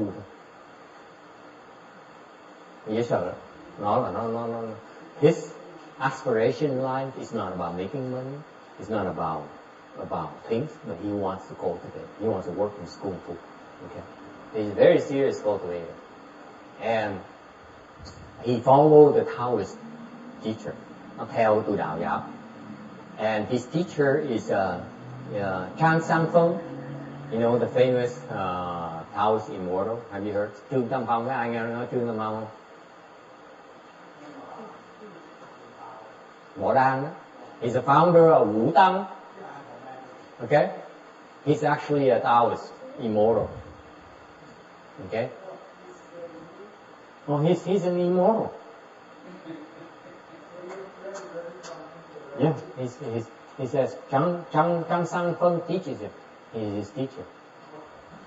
Nói là Trương Tam Phong dạy ông á, giỏi rồi. You have to realize that Taoists are very, very selective. They don't teach us anyone. They pick. You go to a Taoist, like Jack Chang. Is Jack Chang online? Okay, Jack Chang. Jack Chang will tell you that you go to a Taoist and say, please teach me. He says, no, you're not good enough. Cái tụi đạo giáo nó dữ lắm. Ông nghe trên internet, ông đã từng tới mấy thầy đạo sĩ nó dạy con cái pháp. Mày không đủ căn cơ dạy gì được, thôi đi cho khác cho.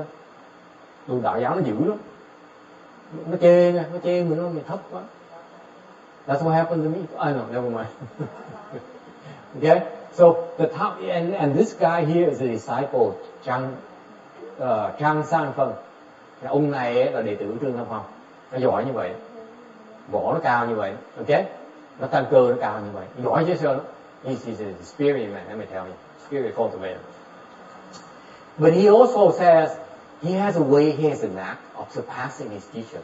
Ông giỏi rồi, ông gặp ai thầy tu nào gặp thầy nào dạy thầy nào bứt thầy ấy, vượt qua thầy ấy. Giỏi như vậy, okay? So he has no more teacher. Nó ngày nó kiếm ra thầy nữa. You know what he does? He goes to the temple, tới chùa. Tại nó kiếm ra thầy nữa. Nó bây giờ là vô thượng sư rồi. Nghe quen như Thượng Hải, Thanh Hải, vô thượng sư rồi. He says, I have no more teacher, but I need to keep on practicing. So what does he do? He goes to Vietnamese temple and seeks out Vietnamese sutras. Nó tới chùa, nó thịnh mấy kinh về, nhất là kinh Kim Cang ngồi nó tu, ngôn nghiên nó tu, nghiên cứu nó tu. So he brings back the Vasha Sutra, okay, and contemplates on its meaning. This is what a lot of externalists do. Quý vị cũng biết cái tụi ngoại đạo nó làm chuyện này nhiều. Nó tới mấy chùa Phật, nó thịnh mấy kinh Phật này, nó ngồi nó nghiên cứu. You may say, but a lot of Chan masters do that, right? Có nhiều người nói, con nghe hình như mấy thiền sư cũng làm gì nhiều lắm mà. You know what I say? I say, yeah, but the Chan master, Vietnamese Chan master is not as good as this guy. Tôi trả lời ngược lại, tôi nói là mấy thiền sư Việt Nam hả, mấy thầy thiền sư Việt Nam hả, không có giỏi ông đạo giáo đâu, thua ông này, dám lấy Kim Cang về không? If they were better, he would have sought instruction from the Chan masters already. You guys know that. Giỏi rồi như vậy. Bây giờ nó phải cần nó nghiên cứu kinh tạm được. Mấy thầy giảng kinh nó không nổi, thua đó. He says, you guys don't understand this sutra as much as I do. Okay, he's that good. Okay, you guys, kung fu is not good enough for me. Nhìn cái thầy, mấy thiền sư Việt Nam, trình độ cái gì, sao dạy cái giảng kinh tu được? Hỗn, đừng có hỗn. tôi phải đọc kinh, cách tư cách mà giảng kinh cho tôi. So he studies his sutras, okay? And so he's quasi-Taoist, quasi-Buddhist. Nửa đạo giáo, nửa Phật giáo. You see, that's how he is. He says, Taoist is good for a good part, but it's the good part where you need to go to Buddhism, where Buddhism is stronger than Taoism. Nói là bên Đại giáo giỏi, rồi phần Phật giáo nó phải theo Phật giáo, Phật giáo nó giỏi hơn Đạo giáo một tí phần này. Okay. So what happened? He believes in Buddhism too. He believes in Taoism. He believes in Trang Sang Phân. He believes in Taoism. He believes also in Buddhism. Nó vừa tu, nó theo Đạo giáo, có nó theo Phật giáo tu, hai bên đều tu hết. So but he says he believes in Mahayana. Alright. And actually he confesses that he believes in Mahayana. Ông thiệt ra ông thú thật, ông nói là thiệt ra là con tin là Pháp Đại Thừa. Okay. You know why? Thế biết tại sao không? Tại sao anh nói như vậy? Tại sao ông nói là ông tin Pháp Đại Thừa không?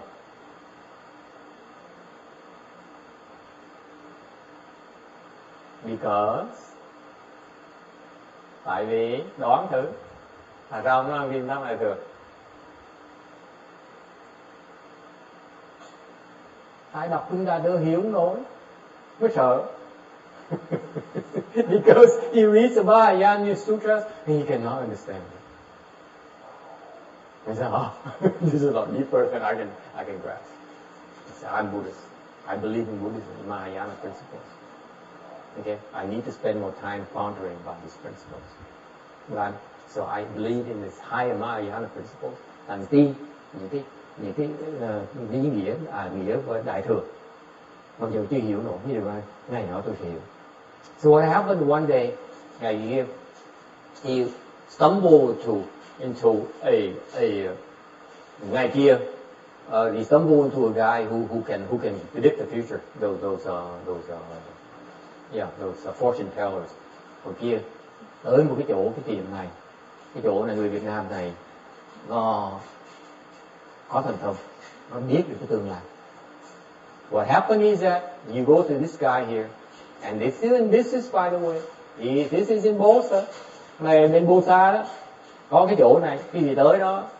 Okay, you go there, there's a guy there. Okay,